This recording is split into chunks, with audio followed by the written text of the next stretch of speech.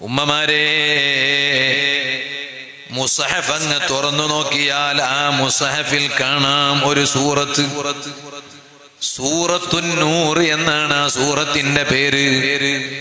ആ സൂറത്തിന് ധാരാളം പ്രത്യേകതകളുള്ള കൂട്ടത്തിൽ ഒരു പ്രത്യേകത, സ്ത്രീകൾ അറിഞ്ഞിരിക്കേണ്ടുന്ന ആശയമുള്ള സൂറത്താണ്.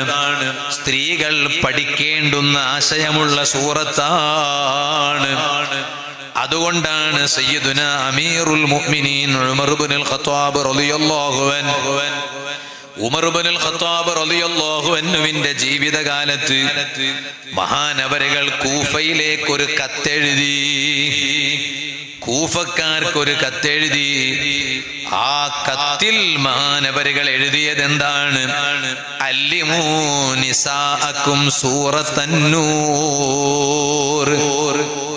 ആ കത്തിൽ കൂഫക്കാരോട് ഉമർ ഇബ്നുൽ ഖത്താബ് റളിയല്ലാഹു അൻഹു തങ്ങൾ പറയാണ്, ഓ കൂഫക്കാരെ, അല്ലിമൂ നിസാഅക്കും സൂറത്തൻ നൂർ.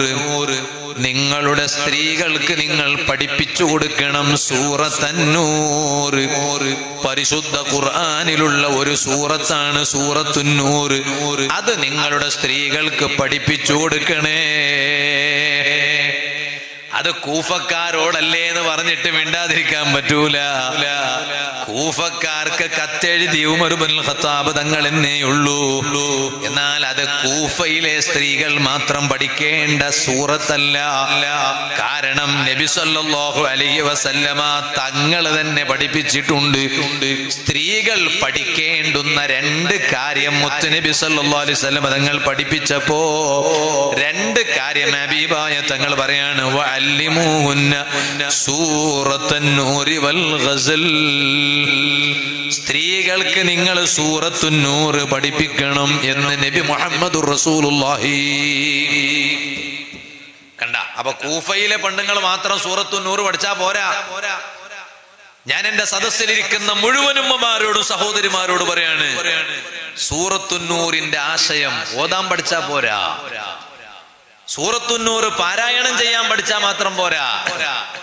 ആ സൂറത്തുൻ നൂറിന്റെ വ്യാഖ്യാനം പഠിക്കണം. ഇന്ന് പഴയകാലം പോലല്ല, ഏതെങ്കിലും വ്യാഖ്യാനം പഠിച്ചാ പോരാ, ഏതെങ്കിലും അർത്ഥം വെക്കുന്നത് പഠിച്ചാ പോരാ. ആശയക്കുഴപ്പമുണ്ടാക്കുന്ന വ്യാഖ്യാനങ്ങൾ ഉണ്ടാകും. തലതിരിഞ്ഞ ആശയം അതിലൂടെ പ്രചരിപ്പിക്കുന്ന അർത്ഥം വെക്കുന്നവരുണ്ടാകും. അതല്ല ഞാൻ പറയുന്നത്. യഥാർത്ഥ സുന്നത്ത് ജമാഅത്തിന്റെ ആശയം അതിലൂടെ പഠിക്കണം. സൂറത്തുൻ നൂർ അത് പുരുഷന്മാരോട് നബി സല്ലല്ലാഹു അലൈഹി വസല്ലം തങ്ങൾ പറഞ്ഞതാണ്. നിങ്ങളെ ഭാര്യമാർക്ക് നിങ്ങളത് പഠിപ്പിച്ചു കൊടുക്കണമെന്ന് പറഞ്ഞിട്ട് നിങ്ങളെ സ്ത്രീകളോട് നിങ്ങൾ പറയണം സൂറത്തുൻ നൂറിന്റെ ആശയം പഠിക്കാൻ. രണ്ടാമതായി നബി സല്ലല്ലാഹു അലൈഹി വസല്ലം തങ്ങൾ പറഞ്ഞു, വൽ ഗസൽ, സ്റ്റിച്ച് ചെയ്യുന്നത് പഠിക്കാൻ പറയണം. സ്റ്റിച്ച് ചെയ്യണത്, കുപ്പായം സ്റ്റിച്ച് ചെയ്യൽ എങ്ങനെ? പഴയ കാലത്ത് എല്ലാ വീട്ടിലും ടൈലറിംഗ് മെഷീൻ ഉണ്ടായിരുന്നു. ഇന്നിപ്പോ ടൈലറിംഗ് മെഷീൻ എല്ലാം ഇല്ലാതായിപ്പോയി.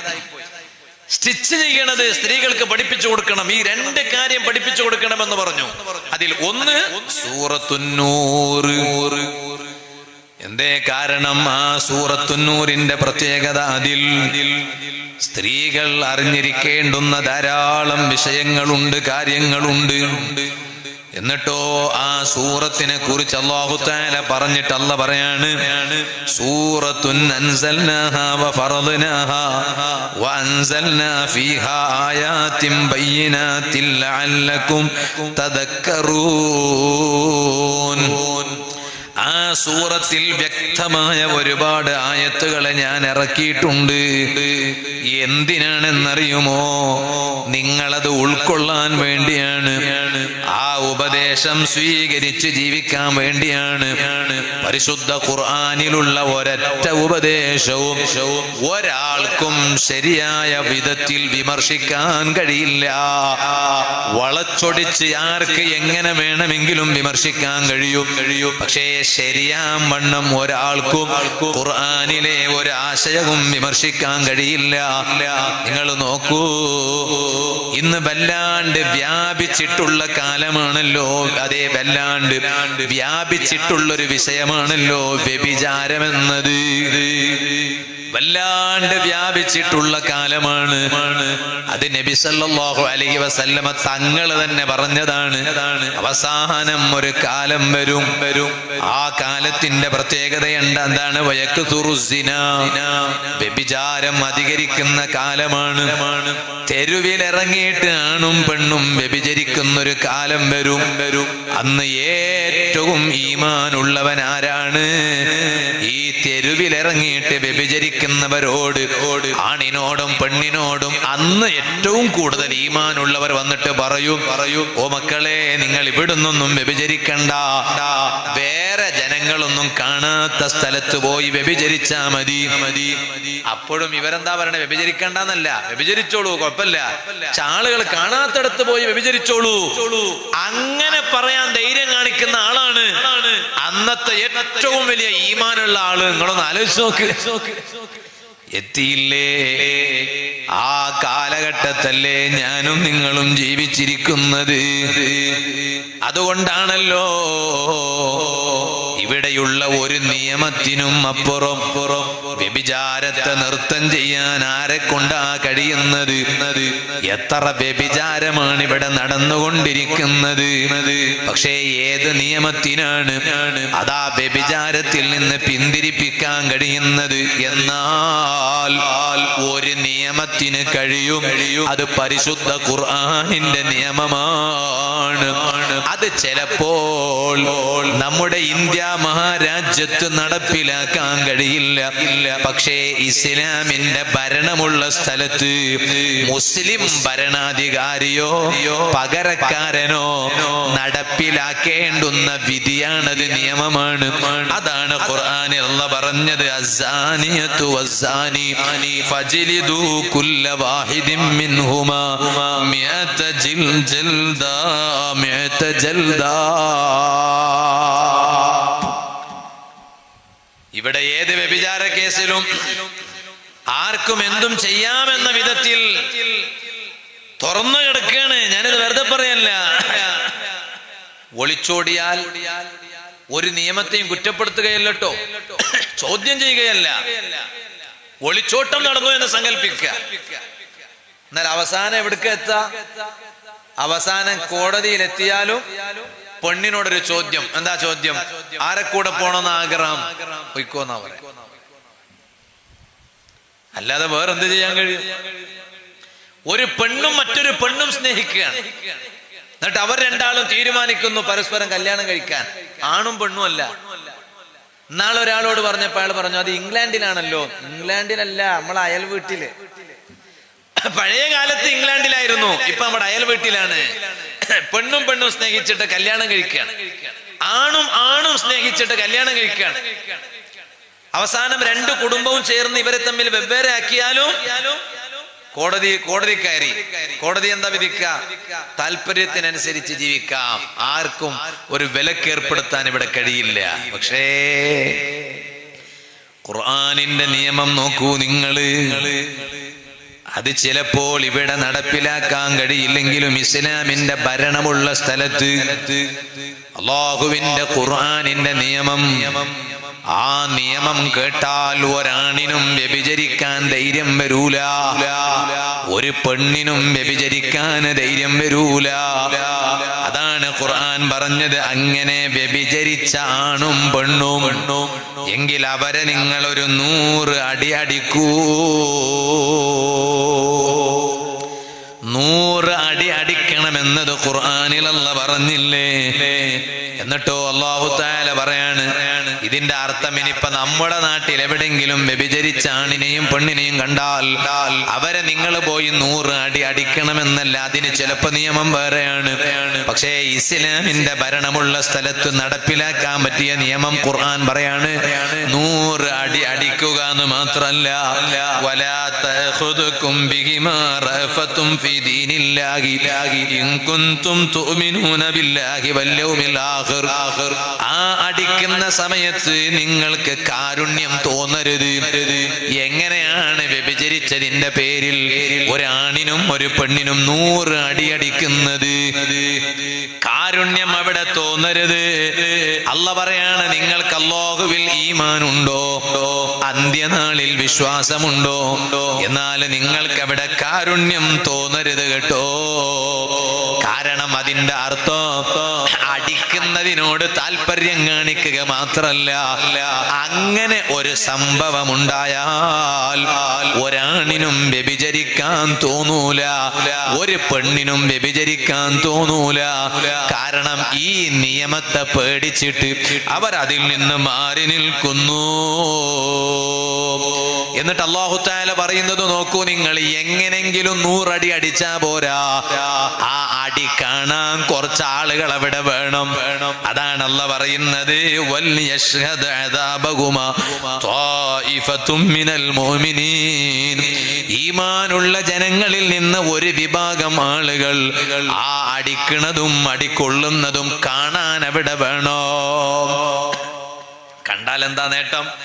പിന്നെ ഇവരേതായാലും വ്യഭിചരിക്കാൻ പോകൂല. കാരണം വ്യഭിചരിച്ച ആണിനെയും പെണ്ണിനെയും അടിക്കണ രംഗം ഇവർ കണ്ടതല്ലേ, 100 അടി അടിക്കണത്. അപ്പൊ പിന്നെ ഇവർ പിന്നെ ഏതായാലും വ്യഭിചരിക്കാൻ പോകൂല. ഇവര് പോകൂല മാത്രല്ല, ഇവർ കണ്ടത് 4 ആളോട് വന്നിട്ട് പറയും. ചെറുപ്പക്കാരോട് വന്നിട്ട് പറയും, യുവതികളോട് വന്നിട്ട് പറയും. വ്യഭിചരിച്ചാൽ കിട്ടണ ഹദ് ശിക്ഷ എന്താണെന്നറിയോ? 100 അടിയാ, ഞങ്ങളത് കണ്ടതാണ്. അല്ലാ, ഒരാൾക്കും അങ്ങനെ ഒരു അവസരം ഉണ്ടാകാൻ പാടില്ല എന്നീ കണ്ടവർ പോയിട്ട് കാണാത്തവരോട് പറയും. അപ്പൊ പിന്നെ അവരും അതിൽ നിന്ന് മാറി നിൽക്കും. ലോകത്ത് ഇങ്ങനെ ഒരു വ്യഭിചാരത്തിൽ നിന്ന് മാറ്റി നിർത്താൻ പറ്റിയ നിയമം എവിടെ ഉള്ളത്? ഏത് ഭരണഘടനയിലാണുള്ളത്? ഓ സുഹൃത്തുക്കളെ, എന്നിട്ടോ ഖുർആനിൽ അല്ലാഹു തആല വീണ്ടും പറയുന്നത് നോക്കൂ നിങ്ങൾ. എന്നാൽ ആ വ്യഭിചാരം അത് വലിയ ഗുരുതരമായ തെറ്റാണെങ്കിലും പറയട്ടെ, നിങ്ങൾ വെറുതെ ഒരാളെ കുറിച്ച് ഇല്ലാത്തത് പറയാൻ പാടില്ല. അയാൾ അതാ വ്യഭിചരിച്ചു എന്ന് വെറുതെ പറയാൻ പാടില്ല. ഒരാളോട് വ്യക്തിവൈരാഗ്യമുണ്ടെങ്കിൽ അതിൻ്റെ പേരിൽ വ്യഭിചരിക്കാത്തവരാണ്, എന്നാൽ അവർ വ്യഭിചരിച്ചു എന്ന് പറയാൻ പാടില്ല. ആരോപണം ഉന്നയിക്കാൻ പാടില്ല. അങ്ങനെ പറയുന്ന ആളുകളോ ഇസ്ലാം പറയാണ്, അങ്ങനെ പറഞ്ഞാൽ വെറുതെ അങ്ങ് പറഞ്ഞിട്ട് പോയാ പോരാ. പിന്നെ ഖുർആൻ പറഞ്ഞു, വല്ലദീന യർമൂനൽ മുഹ്സനാതി സുമ്മ ലം യഅതൂ ബിഅർബഅതി ശുഹദാ. നല്ല ക്ലിയർ ജീവിതം നയിച്ചവരാണ്, പക്ഷേ അവരെ കുറിച്ച് വ്യഭിചാര ആരോപണം നടത്തുകയാണ്, ഇല്ലാത്തത് പറയാണ്. എന്നാൽ അങ്ങനെ പറയുമ്പോ അവർ 4 സാക്ഷികളെ കൊണ്ടുവരണം. മാസം കാണുമ്പോൾ സാക്ഷികളെ കിട്ടിയതുപോലെ പറ്റൂല. 2 പോരാ, 1 പോരാ, 4 സാക്ഷികൾ വേണം. ആ 2 അതേ ആണും പെണ്ണും പരസ്പരം വ്യഭിചരിച്ചത് നേരിൽ കണ്ട 4 സാക്ഷികൾ വേണം. അല്ലാതെ വ്യഭിചാര ആരോപണം പറഞ്ഞ് നടക്കാൻ പറ്റൂല. എന്നിട്ടോ ഖുർആനിൽ അല്ലാഹു പറയാണ്, 4 സാക്ഷി കൊണ്ടുവരാൻ കഴിഞ്ഞിട്ടില്ല, വെറുതെ ഒരാളെ കുറിച്ച് വ്യഭിചാരം ആരോപണം ഉന്നയിക്കുകയാണ്. എന്നാൽ ഫജ്ലിദൂഹും 80 ജൽദ. ആ വ്യഭിചാര ആരോപണം നടത്തിയവന് 80 അടി അടിക്കണം കേട്ടോ. വ്യഭിചരിച്ചവർക്ക് 100 അടി അടിക്കുക. എന്നാ വ്യഭിചരിച്ചില്ല, പിന്നെ ഇവൻ വ്യഭിചരിക്കാത്തവരെ കുറിച്ച് വ്യഭിചരിച്ചു എന്ന് ആരോപണം പറഞ്ഞതാ. 4 സാക്ഷി കൊണ്ടുവരാൻ അവനെ കൊണ്ട് കഴിഞ്ഞില്ല. എന്നാൽ ഖുർആൻ പറഞ്ഞു, നിങ്ങൾ എന്താ ചെയ്യേണ്ടത്? 80 അടി അടിക്കണം. എന്താ കാരണം? ഇനി മേലാൽ അങ്ങനെ ഒരു ആരോപണമായിട്ട് അവൻ വരാൻ പാടില്ല. ഇന്നിപ്പോ തമ്മിൽ എതിർപ്പുണ്ടെങ്കിൽ എന്താ ചെയ്യാ? ഈ ആരോപണം അങ്ങ് വെച്ചു കൊടുക്കുക, എന്നാ പിന്നെ ക്ലിയറായി. അങ്ങനല്ലേ പറയുള്ളൂ. ഒരാളോട് തമ്മിൽ എതിർപ്പുണ്ടെങ്കിൽ എന്താ പറയാ? അവൻ ഏതോ ഒരു പെണ്ണിനോട് ഒരു ബന്ധം കിട്ടോ എന്ന് പറയാം, വെറുതെ പറയുന്നേ.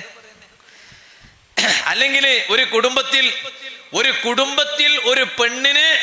ഒരു പെണ്ണിനോട് ആ കുടുംബത്തിലെ സ്ത്രീകൾക്കൊന്നും താല്പര്യക്കുറവുണ്ടോ, എന്നാ ഓളെ കുറിച്ച് കുടുംബത്തിൽ മൊത്തം പരത്തും, വെറുതെ പറയാണ്, ഉണ്ടായിട്ട് പറയൊന്നുമല്ല. എന്താ പറയണേ? ഓൾക്ക് ഭർത്താവല്ലാത്ത വേറെ ആരോടൊരു ബന്ധം ഉണ്ടെന്ന് അറിയും, വെറുതെ അങ്ങ് പറഞ്ഞു പോന്നെ. ഒരു ഫിത്ന ഉണ്ടാക്കിയാൽ മതിയല്ലോ, അതിനിപ്പോ തെളിവൊന്നും ആവശ്യമില്ലല്ലോ.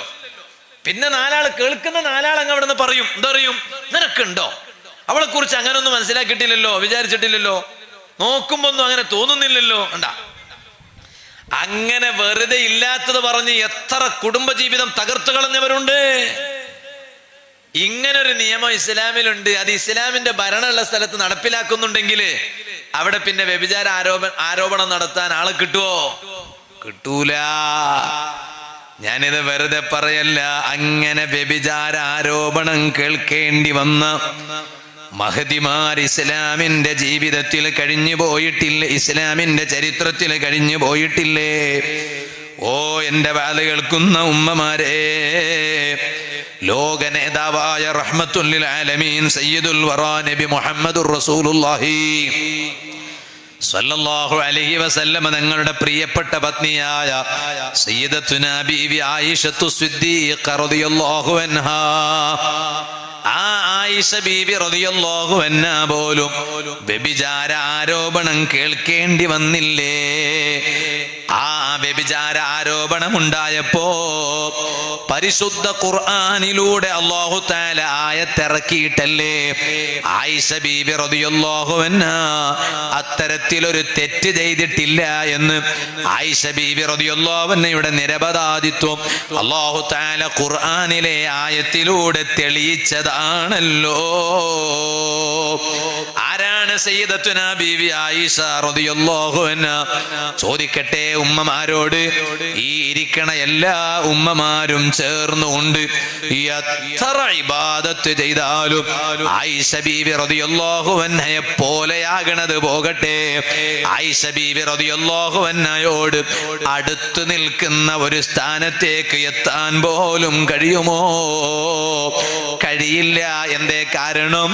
അത്രയും വലിയ പദവി ലഭിച്ച മഹദിയാണ് സയ്യിദത്തുനാ ബീവി ആയിഷത്തു സിദ്ദീഖ റളിയല്ലാഹു അൻഹാ.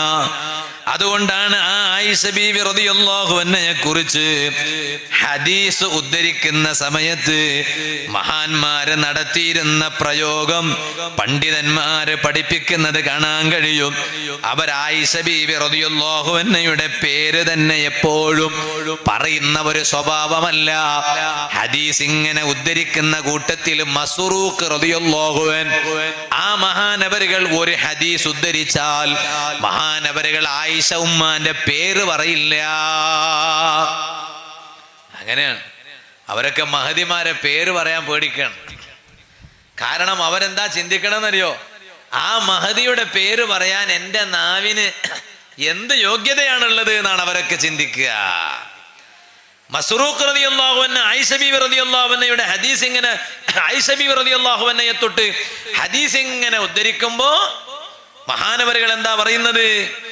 ഹദ്ദസത്നി അസ്സിദ്ദീഖ, അങ്ങനെയാണ് പറയാ.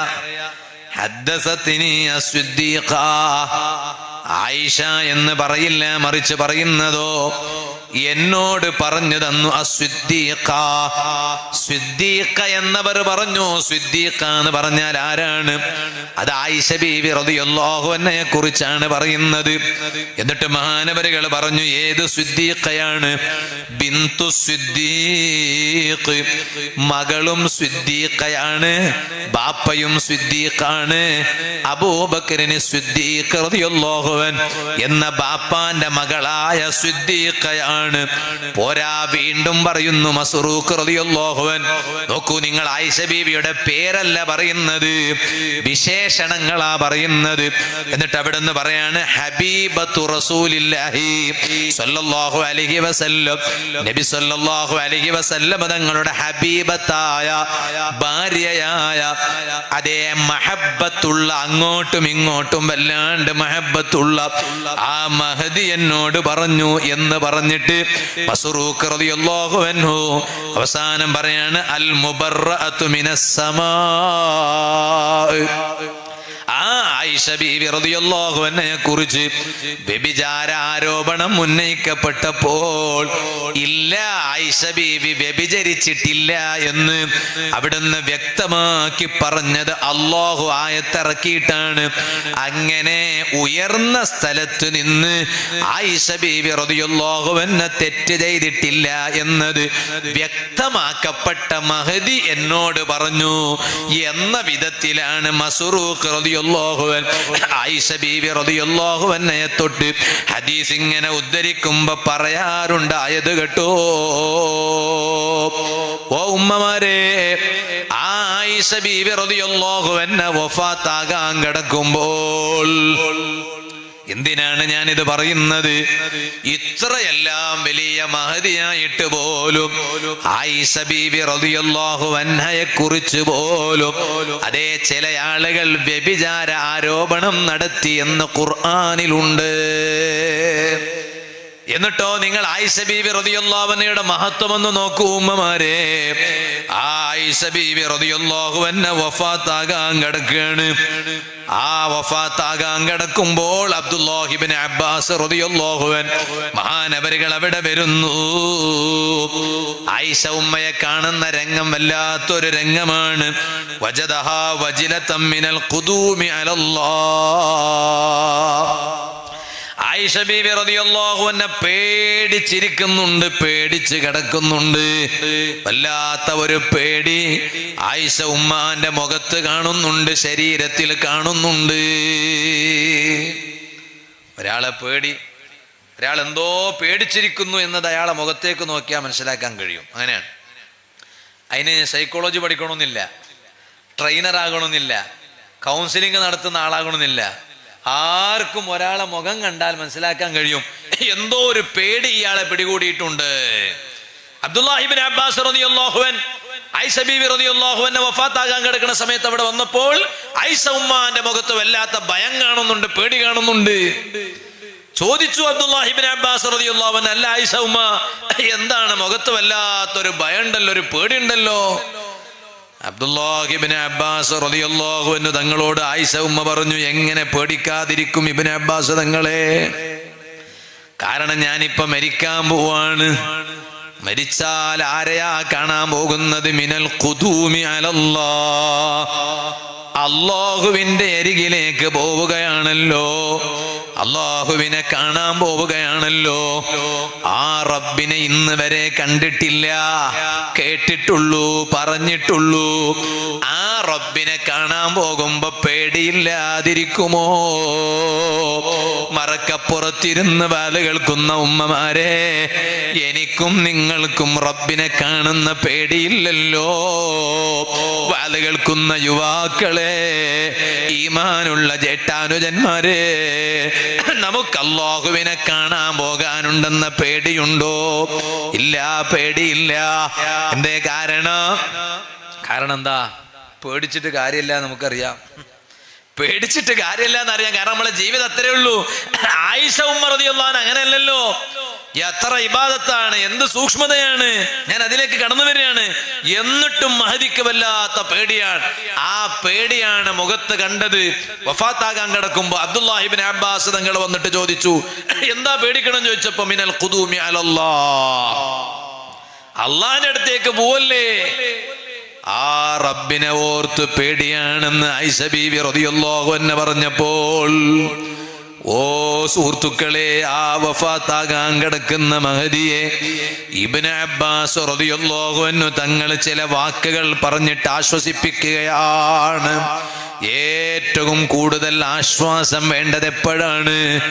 മരണമാസന്നമായ സമയത്താണ് കേട്ടോ. സുഹൃത്തുക്കളെ, മരിക്കാൻ കിടക്കുന്ന ആളുകളുടെ അരികിൽ പോയി നിൽക്കണം. ഓ യുവാക്കളെ, ചെറുപ്പക്കാരെ, എത്ര വാല് പറഞ്ഞാലും തലയിൽ കയറൂല, എത്ര നന്നാകണമെന്ന് ചിന്തിച്ചാലും നടക്കുന്നില്ല. അതിന് വാല് മാത്രമല്ല മരുന്ന്, വാല് മാത്രമല്ല അതിനുള്ള ഒറ്റമൂലി. അതേ സമയത്ത് ചില കാഴ്ചകൾ കാണണം, ചില രംഗങ്ങൾ കാണണം. ഞാൻ ഈ കഴിഞ്ഞ ആഴ്ച ദുബായിൽ ഉണ്ടായപ്പോ അതേ തൊട്ടപ്പുറത്താണല്ലോ അബൂദാബി. ആ അബൂദാബിയിൽ ഉള്ള സമയത്ത് എൻ്റെ ഒരു സ്നേഹിതൻ വിളിച്ചിട്ട് പറഞ്ഞു, ഉസ്താദേ, അതേ മംഗലാപുരം ഭാഗത്തുള്ള ഒരാള് മരിച്ചിട്ടുണ്ട്. ആ മരിച്ച ആളെ മേലൊരു മയ്യത്ത് നിസ്കാരമുണ്ട്. അദ്ദേഹത്തിന്റെ മയ്യത്ത് നാട്ടിലോട്ട് അയക്കുകയാണ്. നിങ്ങളൊന്ന് വന്നാൽ വലിയ സന്തോഷം. ഞാനവിടെ മയ്യത്ത് നിസ്കാരത്തിന് പോയി. ആ മയ്യത്ത് നിസ്കാരത്തിൽ ഞാനവിടെ കൂടി. അതാ ആ മയ്യത്തിനെ കിടത്തിയ ഒരു കട്ടിലുണ്ട്, ഒരു പെട്ടിയുണ്ട്. ആ പെട്ടിയുടെ മുകളിൽ ആ മയ്യത്തിന്റെ പേരെഴുതി വെച്ചിട്ടുണ്ട്. അതുപോലെ ഒരു ആരോ മാർക്ക് ഇട്ടിട്ട് എയർപോർട്ട് എന്ന് എഴുതി വെച്ചത് കാണാം. അതിന്റെ അർത്ഥം എന്താണ്? ഈ മയ്യത്ത് നിസ്കാരം കഴിഞ്ഞ് അതേ നേരെ ഈ പെട്ടിയുമായി ഈ മയ്യത്തിനെ എയർപോർട്ടിലേക്ക് കൊണ്ടുപോകുന്നു. അതാ ആംബുലൻസ് പള്ളിയുടെ പുറത്ത് നിൽപ്പുണ്ട്. ഈ മയ്യത്ത് അതാ ആ പെട്ടി എങ്ങെടുത്ത് ആംബുലൻസിൽ വെക്കുന്നു. നേരെ പോകുന്നത് എയർപോർട്ടിലേക്കാണ്. എന്തേ കാരണം? അതേ മംഗലാപുരത്തേക്ക് മയ്യത്ത് എത്തിക്കണം. ഞാൻ അതാ പോയി മംഗലാപുരത്ത് ഫ്ലൈറ്റ് ഇറങ്ങി. അപ്പൊ അവിടെ എയർ ഇന്ത്യ എക്സ്പ്രസിന്റെ ഒരു സ്റ്റാഫ് എന്നോട് വന്നിട്ട് പറഞ്ഞു, ഉസ്താദേ, നിങ്ങൾ ഈ വന്ന സമയം അതെ ഇപ്പോ ഇതാ ഒരു മയ്യത്തും കൂടി വന്നിട്ടുണ്ട്. നോക്കുമ്പോൾ ഞാൻ നിസ്കരിച്ച മയ്യത്തിന്റെ മേലാണോ നിസ്കരിച്ചത്? അതേ മയ്യത്താണ് അവിടെ വന്ന് നിൽക്കുന്നത് എന്ന് ഞാനങ്ങ് മനസ്സിലാക്കി പോയി. ഞാൻ പറഞ്ഞു വന്നത്, ഈ രംഗങ്ങളൊക്കെ ഒന്ന് കാണേണ്ടതില്ലേ? ഈ രംഗങ്ങളൊക്കെ ഒന്ന് കാണുമ്പോ കൽബിൽ ഒരു മാറ്റം വന്നു പോകും. അല്ലാഹു നമ്മുടെ കൽബിൽ നല്ല മാറ്റം വരുത്തട്ടെ. നല്ല മാറ്റം അല്ലാഹു നമ്മുടെ കൽബിൽ വരുത്തട്ടെ. നല്ല മാറ്റം അല്ലാഹു നമ്മുടെ കൽബിൽ വരുത്തട്ടെ. കട്ടൻ ചായയും സമൂസം കുടിക്കുമ്പോൾ കൽബിൽ എന്ത് മാറ്റം ഉണ്ടാവും? സമൂസനെ കുറിച്ചാ ചിന്ത വരിക. ഞാനിവിടുന്ന് കൽബിൽ നല്ല മാറ്റം വരുത്തട്ടെ എന്ന് പറയുമ്പോൾ സമൂസന്റെ മണടിക്കുകയാണ്. ഞാൻ വിചാരിച്ചു റമദാനേറ്റ് വന്നോ. അതുകൊണ്ട് ഞങ്ങളൊന്നും ആമീൻ പറയാത്തെ. എന്താ കാരണം? അതിനേക്കാളും വലുത് സമൂസയും കട്ടൻ ചായല്ലേ. അള്ളാഹു നമുക്ക് കൽബിൽ നല്ല മാറ്റം വരുത്തട്ടെ. നിങ്ങൾക്കും വരും, അവർക്കില്ലേ? അവർക്കില്ലേ? എന്നാ പിന്നെ ഓരെന്തെങ്ങനെ നോക്കണേ? നമുക്ക് മാത്രമല്ല, നിങ്ങൾക്കും കൂടിയുണ്ട്. അള്ളാഹു ബർക്കത്ത് ചെയ്യട്ടെ, അള്ളാഹു സന്തോഷം നൽകട്ടെ. ഞാൻ ചോദിക്കണത്, ഈ രംഗങ്ങളൊക്കെ കാണുമ്പോ കൽബിൽ നല്ല മാറ്റമുണ്ടാകും. അതങ്ങനെയാണ്. സുബ്ഹാനല്ലാഹ്. എന്നിട്ടോ ഞാൻ അവിടെ നിന്നൊരു മരണവാർത്ത കേൾക്കുന്നു. എന്താണ് മരണവാർത്ത? അതാ ഒരാള് ഹൃദയാഘാതം മൂലം മരിച്ചു. എങ്ങനെയാണ് മരിക്കുന്നത്? വണ്ടി അതാ കാർ പാർക്കിങ്ങിൽ നിർത്തിയിട്ടുണ്ട്.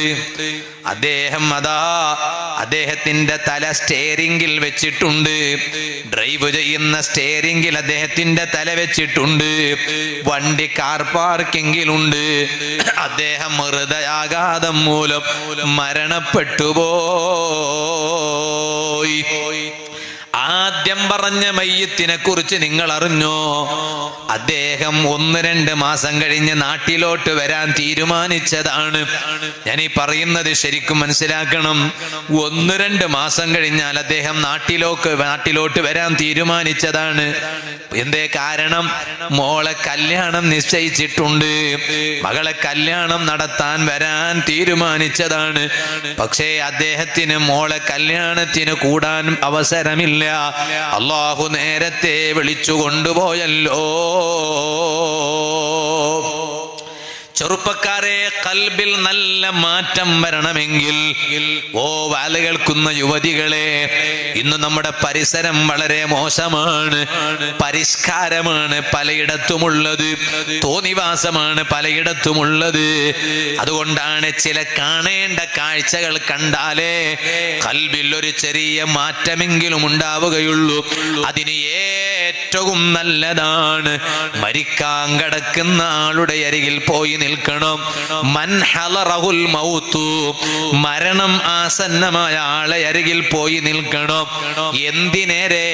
സാധാരണക്കാരോട് ഞാൻ പറയാണ്, അതേ ഫിഖ്ഹിന്റെ കിതാബിൽ പണ്ഡിതന്മാരൊരു മസ്അല പോലും എഴുതി വെച്ചിട്ടുണ്ട്. ജമാഅത്ത് നിസ്കാരമുണ്ടല്ലോ, ആ ജമാഅത്ത് നിസ്കാരം 5 നേരത്തെ ഫർള് നിസ്കാരം, ആ ഫർള് നിസ്കാരത്തിലെ ജമാഅത്ത് നിസ്കാരം വളരെ പ്രധാനപ്പെട്ട സുന്നത്താണ് എന്ന് പണ്ഡിതന്മാര് പറഞ്ഞു. ആ സുന്നത്ത് ഉപേക്ഷിച്ചാൽ കറാഹത്താണെന്നും പറഞ്ഞു. അല്ല, പ്രധാനപ്പെട്ട സുന്നത്ത് മാത്രമല്ല, അത് ഫർള് കിഫായയാണ്.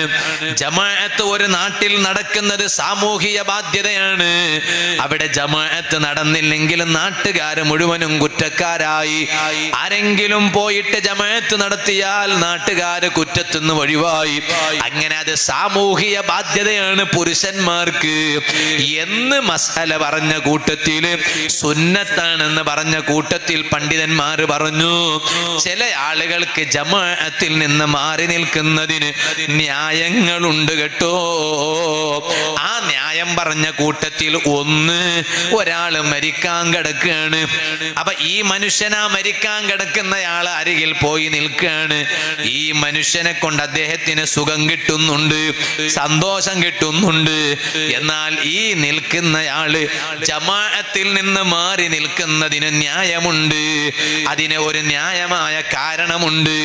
അത് സ്വീകാര്യ യോഗ്യമായ കാരണമാണ് എന്ന് മഹാന്മാരായ പണ്ഡിതന്മാര് കിതാബിൽ രേഖപ്പെടുത്തിയിട്ടുണ്ട്. അത്രയും പ്രധാനപ്പെട്ട കാര്യമാണ് മരിക്കാൻ കിടക്കുന്ന ഒരാളുടെ അരികിൽ പോയി നിൽക്കുക എന്നത്. എന്തിനാണ് ഞാനിത് പറയുന്നത്? അപ്പോഴാണ് നമ്മുടെ ഖൽബിൽ നല്ല മാറ്റമുണ്ടാകുന്നത്. അതുകൊണ്ടാണ് ആയിഷ ബീവി റളിയല്ലാഹു അൻഹാ മരിക്കാൻ കിടക്കുന്ന സമയത്ത് ഇബ്നു അബ്ബാസ് തങ്ങൾ പോയിട്ട് ആ മുഖത്തുള്ള ഭയം കണ്ടപ്പോ, എന്തിനാണ് പേടിക്കുന്നത് ഉമ്മ ആയിഷ എന്ന് ചോദിച്ചപ്പോഴാണ് ആയിഷ ബീവി പറയുന്നത്, എനിക്ക് അല്ലാഹുവിന്റെ അരികിൽ പോകുന്നതാണല്ലോ ഞാനിപ്പോ, അത് ഓർത്തിട്ട് പേടിക്കുകയാണ് എന്ന് പറഞ്ഞപ്പോ ആയിഷ ബീവി റളിയല്ലാഹു അൻഹയെ ഇബ്നു അബ്ബാസ് റളിയല്ലാഹു അൻഹു ചില കാര്യങ്ങൾ പറഞ്ഞ് ആശ്വസിപ്പിക്കുന്നു.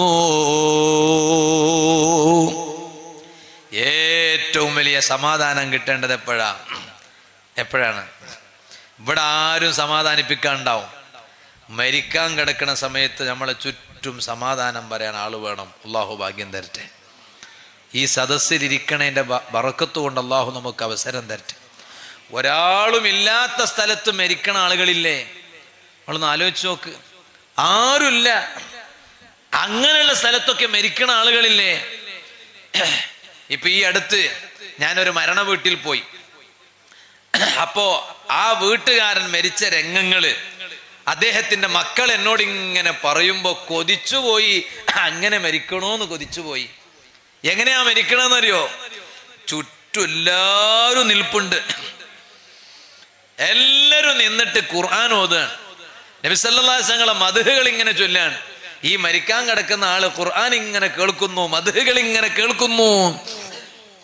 എല്ലാരും മണിക്കൂറുകളോളം വളരെ സന്തോഷത്തോടെ യാത്ര പറഞ്ഞേക്കാണ്. കാരണം നമ്മോടൊപ്പം ഇതുവരെ ജീവിച്ചിരിപ്പുണ്ടായ ആള് കല്യാണ വീട്ടിൽ നമ്മോടൊപ്പം ഉണ്ടായിരുന്നു, വീട്ടിലുണ്ടായിരുന്നു, കുടുംബ സംഗമത്തിലുണ്ടായിരുന്നു, വാലിന്റെ സദസ്സിലുണ്ടായിരുന്നു. അദ്ദേഹം ഇനി എന്നേക്കും നമ്മിൽ നിന്ന് പിരിഞ്ഞു പോവാണ്, വിട പറയാണ്. അപ്പൊ അദ്ദേഹത്തെ ഒന്ന് യാത്ര അയക്കാണ്. ആ യാത്ര അയക്കുമ്പോൾ എല്ലാ തിരക്കുകളും മാറ്റിവെച്ച് അദ്ദേഹത്തിന്റെ കൂടെ പോയി നിൽക്കുകയാണ്. അങ്ങനെയാണ്. എന്നിട്ട് അദ്ദേഹത്തെ വളരെ ഭംഗിയായ നിലയ്ക്ക് യാത്ര അയക്കുന്നു. അവിടുന്ന് ഖുർആൻ ഓതുന്നു, മദ്ഹുകൾ, നബി സല്ലല്ലാഹു അലൈഹി വസല്ലം മദ്ഹുകൾ ഇങ്ങനെ ചൊല്ലുന്നു. എന്നിട്ടോ കൈപിടിച്ച് വസിയത്ത് ചെയ്യുന്നു. എന്നിട്ട് ആ മരിക്കാൻ കിടക്കുന്ന ആളോട്, നിങ്ങൾ വിഷമിക്കണ്ട, നിങ്ങൾ കൃത്യമായും ജമാഅത്തിന് വന്ന ആളായിരുന്നില്ലേ? ആ ജമാഅത്തിന് വന്ന ആളല്ലേ നിങ്ങള്? എത്ര സ്ഥലങ്ങളാണ് നിങ്ങൾക്ക് റബ്ബിനോട് സാക്ഷി നിൽക്കാനുള്ളത്? ബാങ്ക് വിളി കേട്ടാൽ നിങ്ങളെ വീട്ടിൽ നിന്ന് നിങ്ങൾ ഇറങ്ങി വന്നില്ലേ? അഥവാ നിങ്ങൾ ബാങ്ക് വിളി കേൾക്കുന്നതിന് മുമ്പ് തന്നെ വീട്ടിൽ നിന്ന് ഇറങ്ങി വന്ന് നിങ്ങൾ പള്ളിയിലുള്ള സമയത്താണല്ലോ ബാങ്ക് വിളി കേൾക്കുന്നത്. അങ്ങനെയാണ്. അപ്പൊ നിങ്ങളെ വീട്ടിൽ നിന്ന് ഇറങ്ങി വന്ന അത്രയും സ്റ്റെപ്പ് നിങ്ങൾ വെച്ചിട്ടല്ലേ വന്നത്? അതൊക്കെ അള്ളാഹു ആ റബ്ബിനോട് ഈ സ്ഥലങ്ങളൊക്കെ നിങ്ങളോട് സാക്ഷി, നിങ്ങൾക്ക് വേണ്ടി അള്ളാഹിനോട് സാക്ഷി നിൽക്കില്ലേ? നിങ്ങൾ എന്തിനാണ് വിഷമിക്കേണ്ടത്? ഒരാളെയും നിങ്ങൾ കുറ്റം പറഞ്ഞിട്ടില്ലല്ലോ ഈ നാക്കുകൊണ്ട്, പിന്നെ എന്തിനാ നിങ്ങൾ വിഷമിക്കേണ്ടേ? നിങ്ങൾ ആരെയും ഗീബത്ത് പറഞ്ഞിട്ടില്ലല്ലോ, തമ്മിൽ അടിപ്പിച്ചിട്ടില്ലല്ലോ, പിന്നെ എന്തിനാ നിങ്ങൾ വിഷമിക്കേണ്ടത്? സന്തോഷിക്കൂ നിങ്ങള് എന്ന് മരിക്കാൻ കിടക്കണ നമ്മളെ മുഖത്തേക്ക് നോക്കിയിട്ട് സത്യം പറഞ്ഞിട്ട് ആശ്വസിപ്പിക്കാൻ പറ്റിയ കുറച്ചാളെ നമുക്ക് വേണം. അള്ളാഹു തരട്ടെ. തന്ന പോരാ, അതിന് പറ്റിയ ആളാകണം ഈ മരിക്കാൻ കിടക്കണ ഞാനും. അള്ളാഹു അതിന് ഭാഗ്യം തരട്ടെ. ആമീനാണ് പവർ.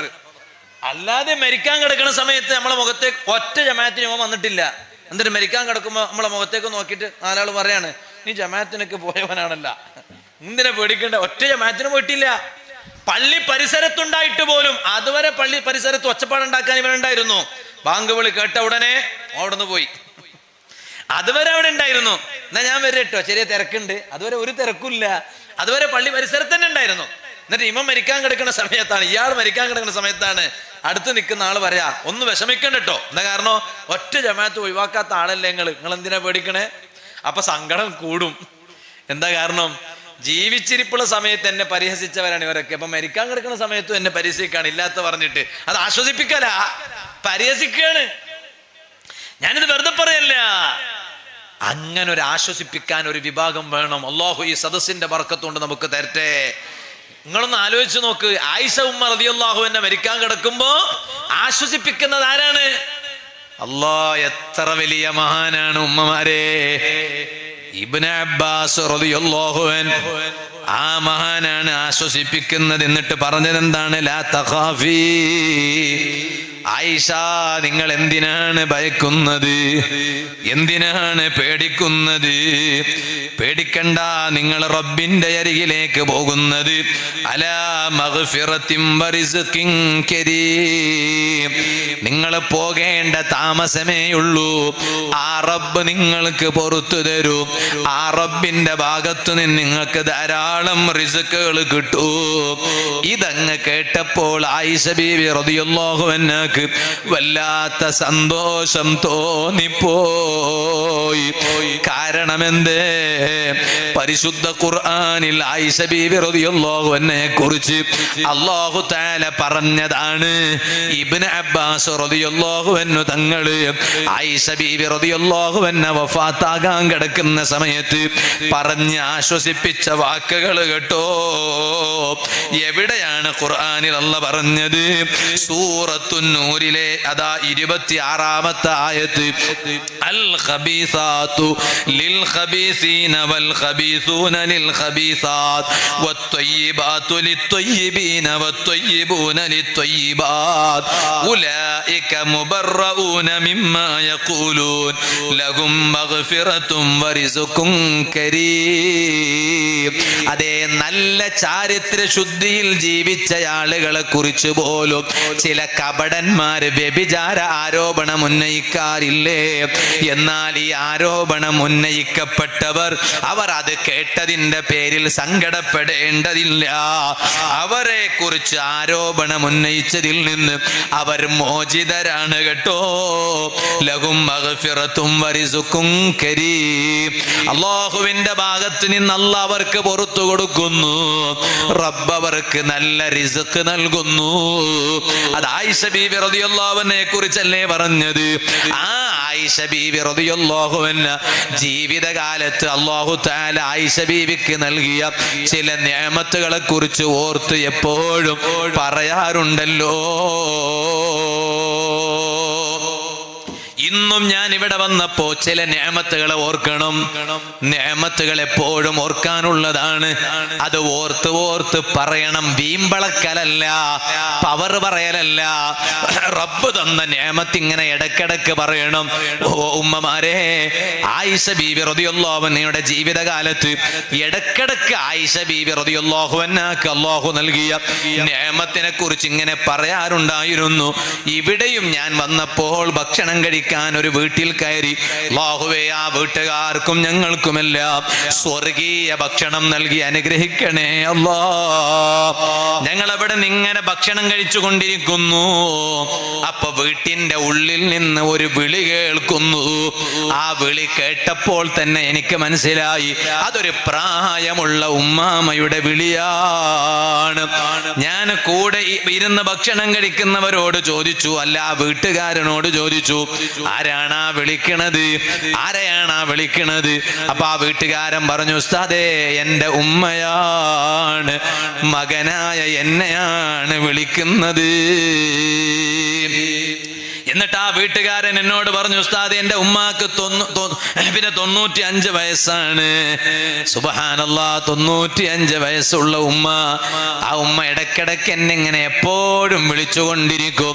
അപ്പൊ ഞാൻ അയാളോട് പറഞ്ഞു, അല്ലാഹു നിങ്ങൾക്ക് തന്ന നിഅമത്ത് ചെറുതല്ലല്ലോ.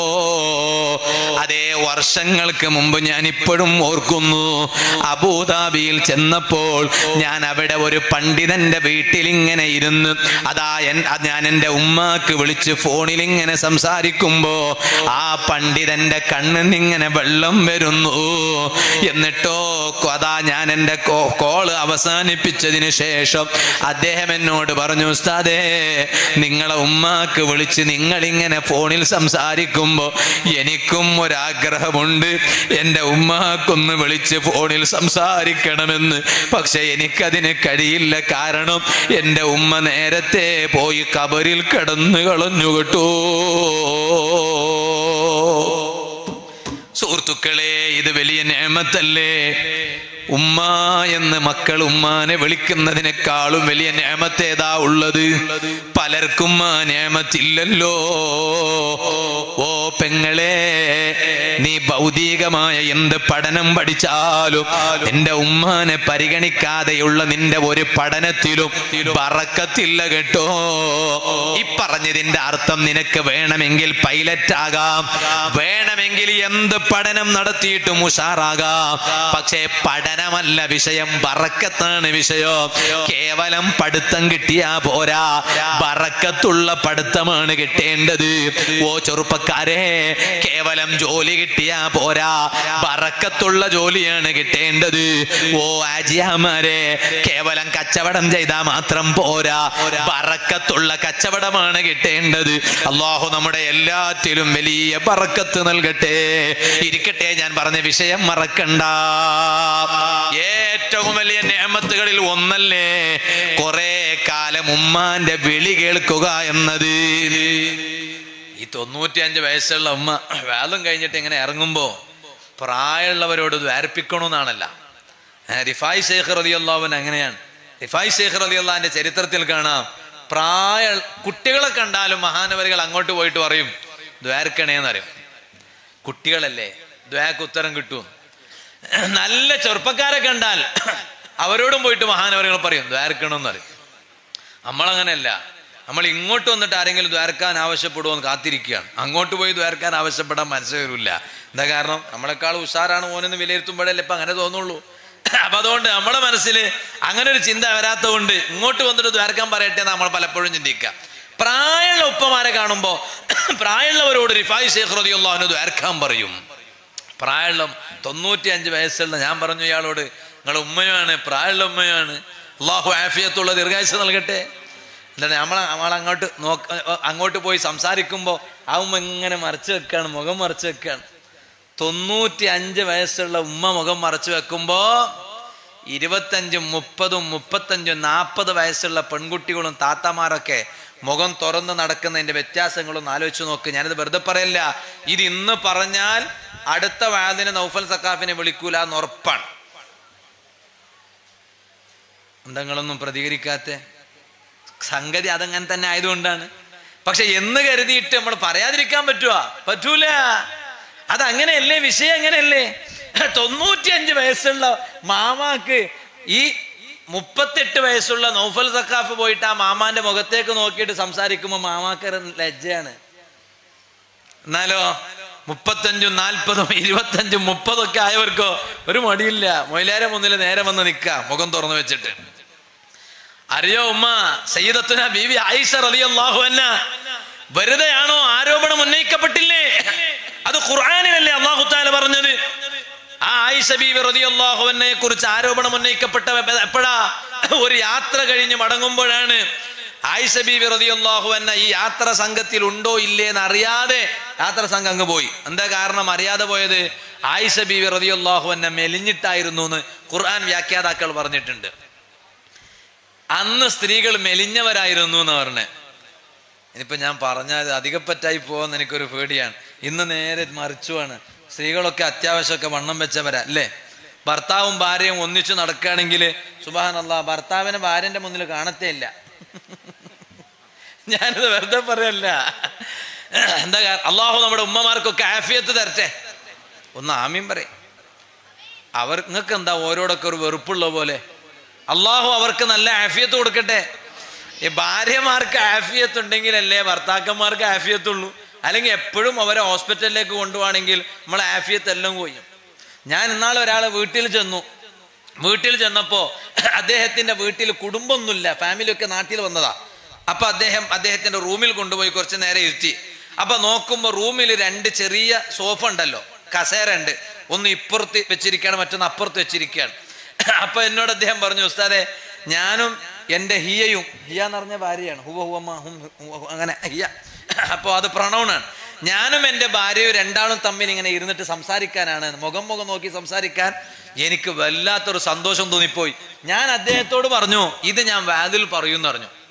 പറഞ്ഞില്ല ഇപ്പൊ ഞാൻ എന്തേ വാതിൽ പറഞ്ഞു? കാരണം ഇന്നിപ്പോ നമുക്ക് അതിന് നേരമില്ല.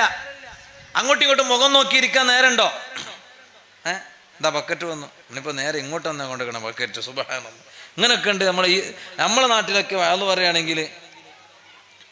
അവനിപ്പോ നോക്കുക 20 100 അള്ളാഹു കബൂൽ ചെയ്യട്ടെ. ഞങ്ങളുടെ നാട്ടിലൊക്കെ വാതിനൊന്നും ഉസ്താദിന്റെ അടുത്തേക്ക് ഒന്നും ബക്കറ്റ് കൊണ്ടുവരാറില്ല, നേരെ സദസ്സിലേക്കാണ്. ഇവിടെ ഇപ്പൊ സ്റ്റേജിലൊക്കെ വലിയ വലിയ ആളുകൾ ഇരിക്കണോണ്ടാണ്. അള്ളാഹു ബർക്കത്ത് ചെയ്യട്ടെ, അള്ളാഹു സന്തോഷം നൽകട്ടെ, അള്ളാഹു ഖൈർ നൽകട്ടെ. ഒക്കെ നിങ്ങളെ സഹായിക്കുക നല്ല നിയത്തോടുകൂടെ. ഞാൻ പറഞ്ഞു വന്നത്, ഞാൻ ചുരുക്കുകയാണ്, ഞാൻ പറഞ്ഞു വന്ന വിഷയം മറക്കണ്ട. അപ്പൊ ഇയാൾ ഇങ്ങനെ ഇരുന്നിട്ട് ഇയാൾ പറയാണ് അപ്പുറം ഇപ്പുറം ഇരിക്കുന്ന, എന്നിട്ട് 2 പേരും ഇരുന്നിട്ട് മുഖം നോക്കി തമ്മിൽ സംസാരിക്കാൻ അതിനിന്ന് നേരണ്ടോ? നല്ല മാതൃകയാക്കാൻ പറ്റിയ വിഷയല്ലേ അത്. ഉമ്മമാരെ, നിങ്ങളെ ബെഡ്റൂമിലും ഇതുപോലെ 2 കസേര പെട്ടെന്ന് എടുത്ത് മാറ്റിവെക്കാൻ പറ്റാത്ത കോലത്തിലുള്ള കസേര ഒന്ന് വെക്കണേ. എന്നിട്ടോ ഇടയ്ക്ക് ഭാര്യയും ഭർത്താവും അവിടെ ഇങ്ങനെ മുഖം നോക്കിയിട്ട് സംസാരിക്കണം. ഇന്ന് അതിന് നേരല്ല, ഒക്കെ മൊബൈലിലേക്കാ നോക്കുന്നത്. ഭാര്യ നോക്കുന്നതും മൊബൈലിലേക്ക്, ഭർത്താവ് നോക്കുന്നതും മൊബൈലിലേക്ക്. തൊട്ടടുത്ത് ഭാര്യ ഇരിക്കുന്നുണ്ടെങ്കിലും ഭാര്യയുടെ മുഖത്തേക്ക് നോക്കാൻ ഭർത്താവിന് നേരമില്ല, മൊബൈലിൽ ബിസിയാണ്. തൊട്ടടുത്ത് ഭർത്താവിരിക്കുന്നുണ്ടെങ്കിലും ഭാര്യയ്ക്ക് ഭർത്താവിന്റെ മുഖത്തേക്ക് നോക്കാൻ നേരമില്ല, മജ്‌ലിസിൽ കൂടാനാണ് നേരമുള്ളത്. വേണ്ടാന്നല്ല ഞാൻ പറയുന്നത്, എല്ലാറ്റിനും ഒരു പരിധി വേണം കേട്ടോ. ഇരിക്കട്ടെ, ഞാൻ പറഞ്ഞു വന്ന വിഷയം മറക്കണ്ട. ആയിഷ ബീവി റളിയല്ലാഹു അൻഹാ ആ മഹദിയെ കുറിച്ച്, അതെ അവിടുന്ന് അതാ യാത്ര കഴിഞ്ഞ് തിരിച്ചു വരുന്നു. യാത്ര സംഘത്തിൽ മഹദിയെ കാണുന്നില്ല, പക്ഷേ ഉണ്ടെന്ന് മനസ്സിലാക്കി യാത്രയങ്ങ് മുന്നോട്ട് പോയി. എന്തേ കാണാത്തത്? അതെ കണ്ടില്ലെങ്കിലും ഉണ്ടെന്ന് മനസ്സിലാക്കിയത് എന്തുകൊണ്ടാണ്? ആയിഷ ബീവി റളിയല്ലാഹു അൻഹാ അതെ വലിയ ശരീരമുള്ള പ്രകൃതിയുള്ള മഹദി അല്ലായിരുന്നു, അതെ ളഈഫത്തായിരുന്നു എന്ന് ചരിത്രത്തിൽ കാണാം. എന്തേ കാരണം? ഇത് പറഞ്ഞിട്ട് അതേ പണ്ഡിതന്മാര് പറയാണ്, അന്നത്തെ മഹദിമാര് കൂടുതലൊന്നും ഭക്ഷണം കഴിക്കാറില്ലായിരുന്നു, അതുകൊണ്ട് മണ്ണം വെക്കാറില്ലായിരുന്നു. ഇനിയിപ്പൊ ഇതും കേട്ടിട്ട് ചിലപ്പോ കമന്റ് എഴുതുന്ന ആളുകൾ ഉണ്ടാകും, അവർക്ക് വേറെ പണിയൊന്നുമില്ലല്ലോ, ഫുള്ളായി കേൾക്കാൻ അവർക്ക് മനസ്സുമില്ല, കേട്ടാൽ തോന്നിയ കമന്റ് കമന്റ് എഴുതാൻ അവർക്ക് കഴിയില്ല. പകുതി കേട്ടിട്ട് അങ്ങ് കമന്റ് എഴുതാണ്. ആ എഴുതുമ്പോൾ അവരങ്ങ് പറയും, ഉസ്താദേ ഒന്നും കഴിച്ചിട്ടില്ലെങ്കിലും ശരീരം വരുന്ന ആളുകളില്ലേ, അതൊക്കെ ഉണ്ടില്ല എന്നല്ല പറയുന്നത്. സാധാരണഗതിയിൽ കഴിച്ചിട്ടല്ലേ തടി കൂടുക. അതുകൊണ്ടാണല്ലോ തടി കുറക്കാൻ വേണ്ടി ഭക്ഷണം കഴിക്കുന്നത് നിയന്ത്രിക്കുക. ഇരിക്കട്ടെ, ഞാനിപ്പോൾ അതിലേക്ക് കടക്കണില്ല. അതേ, കുറെ കമന്റന്മാരുള്ളത് കൊണ്ടാണ് ഇടയ്ക്ക് അതും കൂടി പറയേണ്ടി വന്നത്. ആ ആയിഷ ബീവി റളിയല്ലാഹു അൻഹാ, ആ മഹദിയുടെ ചരിത്രത്തിൽ കാണാം, ആ മഹദി ആ കൂടെയുണ്ടെന്ന് മനസ്സിലാക്കി അവരങ്ങ് പോയി. പക്ഷേ ബേക്കിൽ പിന്നെ വരുന്നതോ ആയിഷ ബീവിയുടെ ഒരു ആഭരണം താഴോട്ട് വീണു പോയതാണ്. ആ വീണ ആഭരണത്തെ തെരയാൻ പോയി. തിരിച്ചു വന്നപ്പോൾ സംഘം മടങ്ങിപ്പോയി. ആയിഷ ബീവി ഒറ്റക്കവിടെ നിൽക്കുന്നു. ആ സമയത്താണ് സ്വഫ്വാൻ റളിയല്ലാഹു അൻഹു, അതേ മഹാനവരുകളാണ് പിന്നീട് ഇങ്ങനെ വരുന്നത് കാണാം. കാരണം എല്ലാ സംഘം പോയതിനു ശേഷം വല്ലതും താഴെ വീണു പോയിട്ടുണ്ടോ, ഉണ്ടെങ്കിൽ അതെല്ലാം എടുത്ത് അവസാനം വരുന്ന ആളാണ് സ്വഫ്വാൻ റളിയല്ലാഹു അൻഹു. സ്വഹാബാക്കളിൽ പ്രഗൽഭരാണ്. അതേ, വലിയ ധൈര്യമുള്ള സ്വഹാബിയാണ്. അതുകൊണ്ടാണ് മഹാനവരുകൾക്ക് ആ വിഷയം ഏൽപ്പിച്ചു കൊടുത്തതെന്ന് പരിശുദ്ധ ഖുർആനിന്റെ വ്യാഖ്യാതാക്കൾ പഠിപ്പിച്ചിട്ടുണ്ട്. ആ സ്വഫ്വാൻ റളിയല്ലാഹു അൻഹു അതേ വന്നു നോക്കുമ്പോൾ അവിടുന്ന് ഒരു ശരീരം കാണുന്നു. അതാരാണ്? ആയിഷ ബീവി റളിയല്ലാഹു അൻഹയാണ്. ആയിഷ ബീവി റളിയല്ലാഹു അൻഹയെ കണ്ട ഉടൻ സ്വഫ്വാൻ റളിയല്ലാഹു അൻഹു ഒരൊറ്റ വാക്കേ പറഞ്ഞിട്ടുള്ളൂ. എന്താണ് ആ വാക്ക് പറഞ്ഞത്? ഇന്നാ ലില്ലാഹി വ ഇന്നാ ഇലൈഹി റാജിഊൻ. ആയിഷ ബീവി റളിയല്ലാഹു അൻഹയെ കണ്ട ഉടൻ വേറെയൊന്നും സ്വഫ്വാൻ റളിയല്ലാഹു അൻഹു പറഞ്ഞിട്ടില്ല. അത് ആയിഷ ബീവിയാ പറഞ്ഞത്. സ്വഫ്വാൻ റളിയല്ലാഹു അൻഹുവിൽ നിന്ന് ഞാൻ ഒരൊറ്റ വാക്കേ കേട്ടിട്ടുള്ളൂ. എന്നെ കണ്ട ഉടൻ ഇന്നാ ലില്ലാഹി വ ഇന്നാ ഇലൈഹി റാജിഊൻ. എന്തേ മഹാനവരുകൾ അങ്ങനെ പറയാൻ കാരണം? ഇതെന്തൊരു മുസീബത്താണ്. കാരണം ഉമ്മുൽ മുഅ്മിനീൻ, മുഅ്മിനീങ്ങളുടെ ഉമ്മയായ ആയിഷ ബീവി റളിയല്ലാഹു അൻഹ തനിച്ച് ഒറ്റയ്ക്ക് ഇവിടെ നിൽക്കുകയാണോ? ആ നിൽക്കുന്ന രംഗം കണ്ടപ്പോഴാണ് സ്വഫ്വാൻ റളിയല്ലാഹു അൻഹു ഒരൊറ്റ വാചകമേ പറഞ്ഞിട്ടുള്ളൂ, ഇന്നാ ലില്ലാഹി വ ഇന്നാ ഇലൈഹി റാജിഊൻ.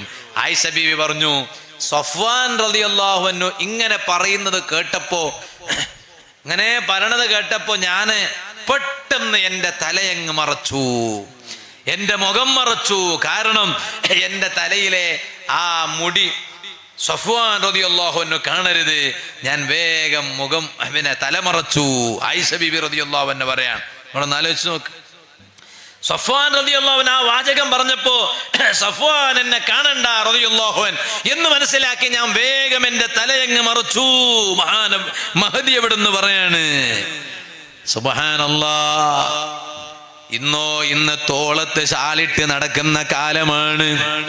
അത് കപ്പലിലായാലും സാരല്ല, ഫ്ലൈറ്റിലായാലും സാരല്ല, ട്രെയിനിലായാലും സാരല്ല, ഒന്നിലായാലും സാരല്ല. അതേ, തട്ടം ഷാലും തലയിൽ തന്നെ വേണമെന്ന് വാശിയില്ല. അത് തോളത്ത് കിടന്നിട്ട് തലയിലെ മുടി വെളിവാക്കിയാലും ഒരു പ്രശ്നവുമില്ല. അത് ഭാര്യയോട് വിളിച്ച് ഉപദേശിക്കാൻ ഭർത്താവിനും ധൈര്യമില്ല. ഓ രക്ഷിതാക്കളെ, പെൺകുട്ടികളാണോ, ചെറിയ കുട്ടിക്കാലത്ത് തന്നെ അവർക്ക് മക്കനയിടാൻ ശീലിപ്പിക്കണം കേട്ടോ. ഇപ്പൊ ചിലപ്പോ ബാപ്പക്ക് തോന്നും, ഇപ്പൊ ചിലപ്പോ ഉമ്മാക്ക് തോന്നും, എന്തിനാണ് ഈ കുട്ടിക്കാലത്ത് ഇവളോട് മക്കനയിടാൻ വേണ്ടി പറയുന്നത്? വലുതായിട്ട് ഏതായാലും മക്കനയിടേണ്ടതല്ലേ, ഇപ്പൊ തന്നെ എന്തിനാണ് ബുദ്ധിമുട്ടിക്കുന്നത്? അങ്ങനെ ചിന്തിക്കരുത്. ഇപ്പൊ ഇടുന്നതിൽ ചിലപ്പോൾ അവർ അതാ വലിയ താല്പര്യം കാണിച്ചില്ലെങ്കിൽ പിന്നീട് മുതിർന്ന് വലുതായതിനു ശേഷം മക്കന ധരിക്കുന്നതിനോട് താല്പര്യം കാണിക്കണമെന്നില്ല. ഇവിടുന്ന് അങ്ങോട്ട് തന്നെ നമ്മളത് ശീലിപ്പിച്ചാൽ ധരിച്ചാൽ വലുതാകുന്നതനുസരിച്ച് മക്കന ധരിച്ചവരായി നമ്മുടെ പെൺകുട്ടികൾ വളർന്നു വരുമെന്ന ബോധം രക്ഷിതാക്കളിൽ എപ്പോഴും ഉണ്ടാകേണ്ടതുണ്ട്. ഇരിക്കട്ടെ, ഞാനിപ്പോൾ അതിലേക്ക് വിശദമായി കടക്കുന്നില്ല. എന്നിട്ട് അത് ആയിഷ ബീവി റളിയല്ലാഹു അൻഹ ആ മൃഗത്തിൻ പുറത്ത് കയറുന്നു. സഫ്വാൻ റളിയല്ലാഹു അൻഹു ആ മൃഗത്തെയും തെളിയിച്ചിട്ട് അങ്ങോട്ട് കൊണ്ടുപോകുന്നു. ഒരിടത്തേക്ക് അങ്ങെത്തിയപ്പോഴേക്ക് നാട്ടിലാകെ പാട്ടായി. കപടന്മാരുടെ നേതാവായ അബ്ദുല്ലാഹി ഇബ്നു ഉബയ്യ് ഇബ്നു സലൂൽ, അതേ കപടന്മാരുടെ നേതാവാണ്. ആ കപടന്മാരുടെ നേതാവാണ് ആരോപണം ഉന്നയിക്കുന്നത്. അതിന് തുടക്കം കുറിച്ചത് എന്താണത്? ആയിഷ ബീവി റളിയല്ലാഹു അൻഹാക്കും സഫ്വാൻ റളിയല്ലാഹു അൻഹുവിനും എന്തോ ഒരു ബന്ധമുണ്ട് കേട്ടോ. അവരിതാ ഒറ്റയ്ക്ക് ഇങ്ങനെ വരുന്ന രംഗമാണ് കാണുന്നത്. ഒരാൾക്കും അതിലൊരു വിശ്വാസമില്ലെങ്കിലും റഈസുൽ മുനാഫിഖീൻ, കപടന്മാരുടെ നേതാവായ അബ്ദുല്ലാഹി ഇബ്നു ഉബയ്യ് ഇബ്നു സലൂൽ അതാ ഇതങ്ങ് പ്രചരിപ്പിച്ചപ്പോൾ കേൾക്കാൻ കുറച്ച് ആളുകളെ കിട്ടി. നല്ലവരും കേട്ടു. അത് അങ്ങനെയാണ്. ആരോപണം വരുമ്പോ ചിലപ്പോ നല്ലവരും വീണുപോകും. ആ നല്ലവരെ കൂട്ടത്തിൽപ്പെട്ട മഹാനാണ്, ബദരീങ്ങളിൽപ്പെട്ട മഹാനാണ് മിസ്തഹ് റളിയല്ലാഹു അൻഹു. മിസ്തഹ് റളിയല്ലാഹു അൻഹു എന്തോ ഒരു വാചകം പറഞ്ഞുപോയി. പറഞ്ഞപ്പോഴേക്ക് സയ്യിദുനാ അബൂബക്കർ സിദ്ദീഖ് റളിയല്ലാഹു അൻഹു, മഹാനവരുകളാണ്, മഹാനവരുകളുടെ കുടുംബത്തിൽപ്പെട്ട ഒരു മെമ്പറാണ് മിസ്തഹ് റളിയല്ലാഹു അൻഹു. ആ മിസ്തഹ് റളിയല്ലാഹു അൻഹു ഒരു പാവപ്പെട്ട സ്വഹാബിയായതുകൊണ്ട് മഹാനവരുകൾക്ക് ചെലവിന് കൊടുക്കുന്നത് സിദ്ദീഖുൽ അക്ബർ തങ്ങളായിരുന്നു. പക്ഷേ മിസ്തഹ് റളിയല്ലാഹു അൻഹു ആയിഷ ഉമ്മാനെ കുറിച്ച് എന്തോ ഒന്ന് മിണ്ടി എന്നറിഞ്ഞപ്പോൾ സിദ്ദീഖുൽ അക്ബർ റളിയല്ലാഹു അൻഹു ഒരു തീരുമാനമെടുക്കുകയാണ്. എന്താണ് തീരുമാനം? ഇനി ഞാനതാ മിസ്തഹ് റളിയല്ലാഹു അൻഹുവിനെ സഹായിക്കാൻ ഞാനില്ല കേട്ടോ, ചെലവിന് കൊടുക്കാൻ ഞാനില്ല കേട്ടോ. കാരണം ആയിഷ ബീവി റളിയല്ലാഹു അൻഹയെ അങ്ങനെ പറഞ്ഞതാണോ? സിദ്ദീഖുൽ അക്ബർ റളിയല്ലാഹു അൻഹുവിന്റെ മകളാണ് ആയിഷ ബീവി റളിയല്ലാഹു അൻഹാ. ആയിഷയെ കുറിച്ച് മിസ്തഹ് അങ്ങനെ പറഞ്ഞോ, എന്നാ പിന്നെ ഇനി മിസ്തഹിനെ സഹായിക്കാൻ ഞാനില്ല എന്ന് പറഞ്ഞു. അപ്പൊ അല്ലാഹു തആല ആയത്തിറക്കി, അത് പറ്റൂല. മോളെ കുറിച്ച് അങ്ങനെ പറഞ്ഞത് കൊണ്ട് സഹായം നിർത്താൻ പറ്റൂല. അത് വേറെ ക്ലിയർ ചെയ്യണം. സഹായിക്കണത് വേറെ തന്നെ കൊടുക്കണം. അതിനുണ്ടല്ല ദേഷ്യം ഉണ്ടായിട്ട് അത് ദേഷ്യം വേറെ ക്ലിയർ ചെയ്യണം. എന്തെങ്കിലും സംശയം ഉണ്ടെങ്കിൽ അത് വേറെ പറഞ്ഞ് ക്ലിയർ ചെയ്യണം. കല്യാണത്തിന് ക്ഷണിച്ചാൽ അതിന് പോകാതിരിക്കാൻ പറ്റൂല. കല്യാണത്തിന് പോണില്ല. എന്താ കാരണം? നമ്മളെ പഴയ ഒരു കണക്ക് തീർക്കലുണ്ട്. കണക്ക് തീർക്കേണ്ടത് അത് കൃത്യമായി ഇരുന്നിട്ട് തീർക്കേണ്ട കൊല്ലത്തിൽ തീർക്കുക. കല്യാണത്തിന് ക്ഷണിച്ചാലോ അത് പോകാതിരിക്കാൻ പറ്റൂല. സിദ്ദീഖുൽ അക്ബർ റളിയല്ലാഹു അൻഹുവിന്റെ വിഷയത്തിൽ അല്ലാഹു തആല ആയത്തിറക്കാണ്, വലാ യഅ്തലി ഉലുൽ ഫളി മിൻകും أن يؤتوا أولي القربى والمساكين والمهاجرين في سبيل الله. ഓ അബൂബക്കർ സിദ്ദീഖ് തങ്ങളെ, അങ്ങനെ ഒരു തീരുമാനം വേണ്ട, അങ്ങനെ ഒരു തീരുമാനം വേണ്ട. നിങ്ങൾ മിസ്തഹ് തങ്ങളെ സഹായിക്കേണ്ടത് സഹായിക്കുക തന്നെ വേണം. സയ്യിദുനാ അബൂബക്കർ സിദ്ദീഖ് റളിയല്ലാഹു അൻഹുവിനോട് പറഞ്ഞപ്പോ ഈ ആയത്ത് ഇറക്കിയിട്ട് അല്ലാഹു തആല ചോദിക്കുകയാണ്, അലാ തുഹിബ്ബൂന അൻ യഗ്ഫിറല്ലാഹു ലക്കും. അല്ലാഹു നിങ്ങൾക്ക് അതേ പാപങ്ങൾ മാപ്പ് നൽകാൻ നിങ്ങൾക്ക് താല്പര്യമില്ലയോ? എന്നാൽ ഇതുവരെ മിസ്തഹ് റളിയല്ലാഹു അൻഹുവിനെ സഹായിച്ചത് നിങ്ങൾ തുടർന്നും അങ്ങ് സഹായിക്കണേ. എന്നാൽ അല്ലാഹു തആല നിങ്ങൾക്ക് പാപം പൊറുത്തു തരും അബൂബക്കർ സിദ്ദീഖ് തങ്ങളെ. വല്ലാഹു ഗഫൂറുർ റഹീം. അല്ലാഹു പാപം പൊറുക്കുന്നവനും വലിയ കാരുണ്യവാനുമാണ് കേട്ടോ. ആയിഷ ബീവി റളിയല്ലാഹു അൻഹയെ കുറിച്ച് ദിവസങ്ങളോളമായി തീരുമാനം വരുന്നില്ല. ഞാൻ ആ വിഷയം ചെറിയ തോതിലങ്ങ് പറഞ്ഞ് പൂർത്തിയാക്കി തൽക്കാലം ഇന്നത്തെ വാദം നിർത്തുന്നു. ഇതിന്റെ ബാക്കി ഇൻഷാ അല്ലാഹ് ഹയാത്ത് ബാക്കിയുണ്ടെങ്കിൽ അടുത്ത വാദിലേക്ക് നീട്ടിവെക്കുന്നു. ഹബീബായ നബി സല്ലല്ലാഹു അലൈഹി വസല്ലമ നിങ്ങൾ ആയിഷ ബീവി റളിയല്ലാഹു അൻഹയെ കുറിച്ചൊന്നും മിണ്ടുന്നില്ല. എല്ലാരും വന്ന് സിദ്ദീഖുൽ നബി സല്ലല്ലാഹു അലൈഹി വസല്ലമ നിങ്ങളെ ആശ്വസിപ്പിക്കുന്നു, സമാധാനിപ്പിക്കുന്നു. നബിയെ, എന്തിനാണ്? നബി സല്ലല്ലാഹു അലൈഹി വസല്ലമ തങ്ങൾക്ക് ഇത് അറിയാഞ്ഞിട്ടല്ല. ആയിഷ ബീവി റളിയല്ലാഹു അൻഹയുടെ ജീവിതത്തിൽ അങ്ങനെ ഒരു തെറ്റ് സംഭവിച്ചിട്ടില്ല എന്നത് ലോക നേതാവായ നബി മുഹമ്മദുർ റസൂലുള്ളാഹി സ്വല്ലല്ലാഹു അലൈഹി വസല്ലമ തങ്ങൾക്ക് അറിയാത്തത് കൊണ്ടല്ല, തങ്ങൾക്കതറിയാം. പക്ഷേ സ്വന്തം ഭാര്യയുടെ വിഷയത്തില് ഭർത്താവ് അവിടുന്ന് തീരുമാനം പറഞ്ഞാൽ പറ്റുമോ? അത് പറ്റൂലല്ലോ. അങ്ങനെ തീരുമാനം പറഞ്ഞാൽ പറ്റൂല. പക്ഷെ എല്ലാവർക്കും അറിയാം, പ്രഗത്ഭരായ സ്വഹാബത്തിന് മുഴുവനും അറിയാം, നബിയെ ഒരിക്കലും അങ്ങനെ പിന്നെ ആയിഷ ബീവി റളിയല്ലാഹു അൻഹയുടെ ഭാഗത്ത് അങ്ങനെ ഒരു തെറ്റ് സംഭവിക്കൂല. എന്താ കാരണം? ആദ്യം വരികയാണ് സയ്യിദുനാ അബൂബക്കർ സിദ്ദീഖ് റളിയല്ലാഹു അൻഹു. നബി സല്ലല്ലാഹു അലൈഹി വസല്ലമ തങ്ങൾ ആ കാലയളവിൽ കൂടുതലും അവിടുത്തെ വീട്ടിന്റെ ഉള്ളിലായിരുന്നു ഒരു തീരുമാനം വരുന്നത് വരെ. സിദ്ദീഖ് റളിയല്ലാഹു അൻഹുവിന് വരാൻ കഴിയോ? ആദ്യം വന്നത് സിദ്ദീഖ് റളിയല്ലാഹു എന്ന് പറഞ്ഞാൽ സിദ്ദീഖ് റളിയല്ലാഹു അൻഹു വരുന്നു, മിണ്ടണില്ല. കാരണം മോളല്ലേ, മകളാണല്ലോ ആയിഷ ബീവി റളിയല്ലാഹു അൻഹ. ആദ്യം വരുന്നു ഉമർ ഇബ്നുൽ ഖത്താബ് റളിയല്ലാഹു അൻഹു വരുന്നു. വന്നപ്പോൾ നബി തങ്ങൾ ചോദിച്ചു, ഉമരേ,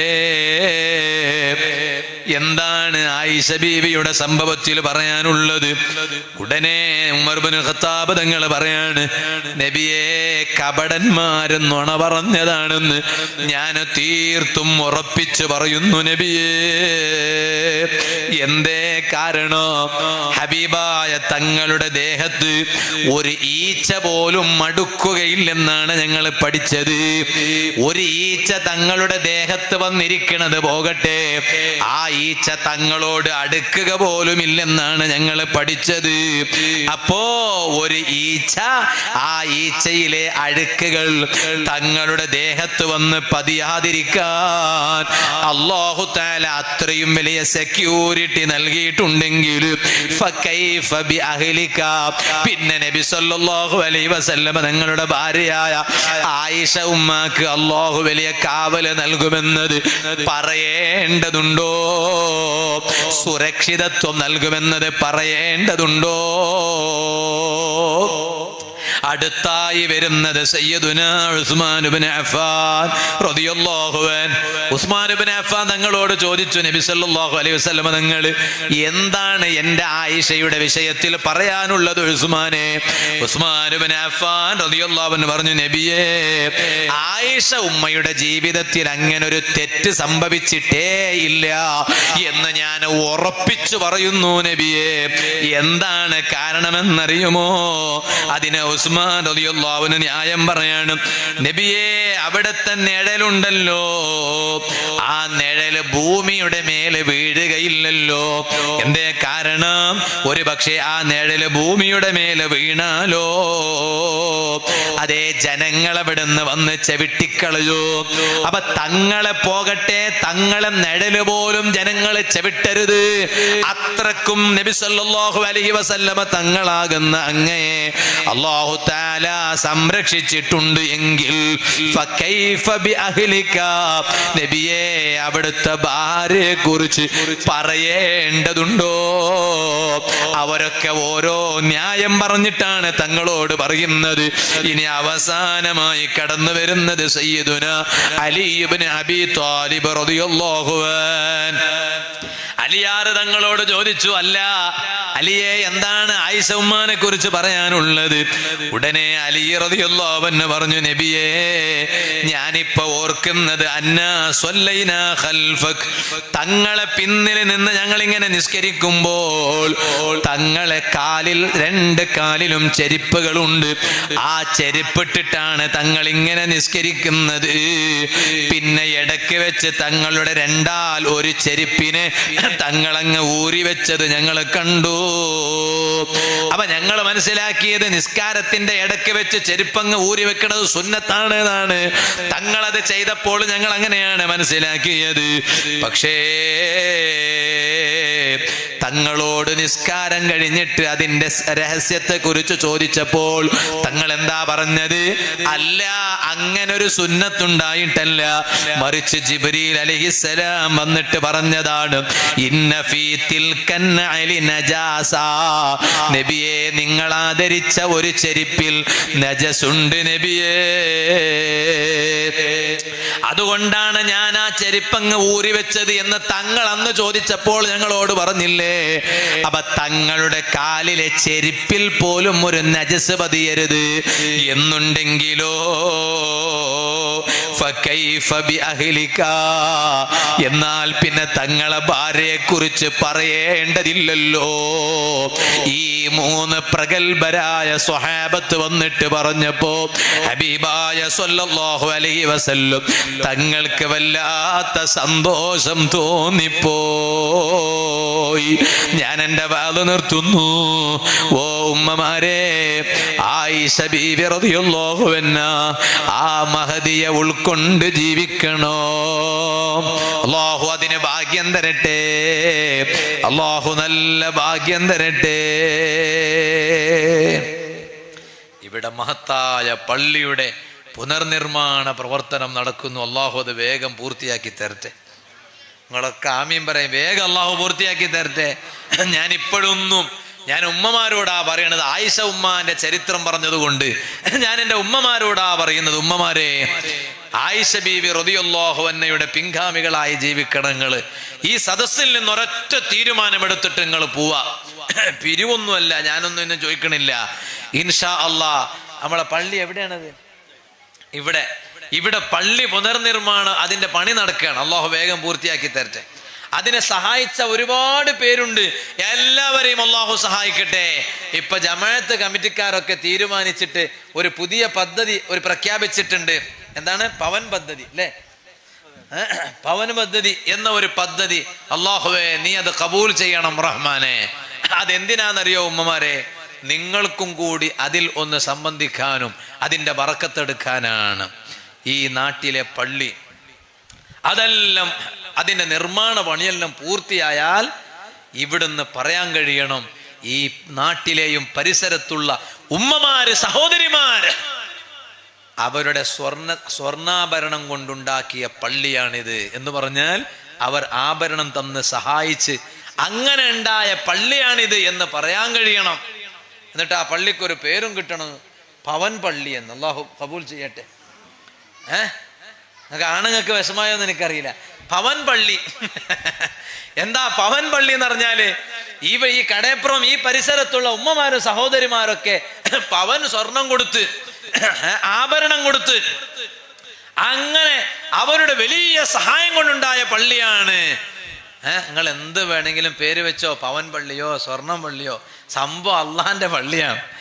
ആ പള്ളിക്ക് നിങ്ങളെ കൊണ്ട് കഴിയണ സഹായം ഉമ്മ ചെയ്യണേ. അള്ളാഹു കബൂൽ ചെയ്യട്ടെ. എല്ലാവർക്കും ഒരു പവന് കൊടുക്കാൻ കഴിഞ്ഞോളന്നില്ല. ഒരു പവൻ കൊടുക്കാൻ കഴിയുന്ന ആളുകൾ ഈ സദസ്സിൽ ഒരു തീരുമാനം എടുക്കുക. ഇൻഷാ അല്ലാഹ് ശനിയാഴ്ച മുത്തന്നൂര് തങ്ങളുപ്പാപ്പ ഇവിടെ വരുന്നു. അന്ന് തങ്ങള് പള്ളിയുടെ നിർമ്മാണ പണി പൂർത്തീകരണത്തിന് വേണ്ടി ആവശ്യപ്പെടുമ്പോൾ ഉമ്മ ഇന്ന് സാധുവായ ഞാൻ പറഞ്ഞത് അന്ന് നിങ്ങൾക്ക് ഓർമ്മ ഉണ്ടാകണം. എന്നിട്ട് ഒരു പവന് നൽകാൻ പറ്റിയവർ 1 പവന് കൊടുക്കുക, അരപ്പവന് കൊടുക്കാൻ പറ്റിയവർ അങ്ങനെ, കാപ്പവൻ കൊടുക്കാൻ പറ്റിയവർ അങ്ങനെ. ഇനി ഒന്നുമില്ല, ഒരു വള ഉണ്ടെങ്കിലോ അതെങ്കിലും, ഒന്നും വേണ്ട, ഒരു മോതിരം അതെങ്കിലും കൊടുക്കാൻ പറ്റിയെങ്കിൽ അതെന്തൊരു വലിയ ഭാഗ്യമാണ്. അതൊരു ചെറിയ വിഷയമല്ല, അതൊരു വലിയ വിഷയമാണ്. എല്ലാവർക്കും അത് കൊടുക്കാൻ കഴിയില്ല. ഇന്നാളൊരു സ്ഥലത്ത് വാലിന് ചെന്നപ്പോൾ ഉമ്മമാരെ ഞങ്ങൾ മനസ്സിലാക്കണം, പള്ളി പരിസരത്ത് ഒറ്റ കബറ് കാണുന്നു, മറ്റൊക്കെ പള്ളിക്കാട്ടിലാ കബറ് കാണുന്നത്. അപ്പോ അതിലൂടെ അങ്ങോട്ടിങ്ങോട്ട് പോകുന്ന ആളുകൾ മൊത്തം സലാം പറഞ്ഞിട്ടാ പോവാ. അപ്പൊ ഞാൻ ചോദിച്ചു, ഇതെന്താ ബീവിന്റെ ഖബററ്റാണോ? അങ്ങനെ ഉണ്ടല്ലോ, മഹദിമാരെ ഖബററ്റാണോ? നോക്കുമ്പോ എന്താ പറഞ്ഞതറിയോ? ഈ പള്ളി ഉണ്ടാക്കാൻ വേണ്ടി സ്ഥലം കൊടുത്ത ഒരു ഉമ്മാന്റെ ഖബറാണത്. ആ ഉമ്മ സ്ഥലം കൊടുത്ത ആ സ്ഥലത്താണ് ഈ പള്ളി സ്ഥിതി ചെയ്യണത്. അതുകൊണ്ട് ആ ഉമ്മാന്റെ ഖബർ അവിടെ വന്നു. നിങ്ങളൊന്ന് ആലോചിച്ച് നോക്ക്, എത്ര ആളുകളെ സലാമാണ് ആ ഉമ്മാക്ക് കിട്ടണത്. അവിടെ നദിയിലൂടെ പോകുമ്പോ ഫാത്തിഹ ഓതി ഹദിയ ചെയ്ത് പോവാണ്.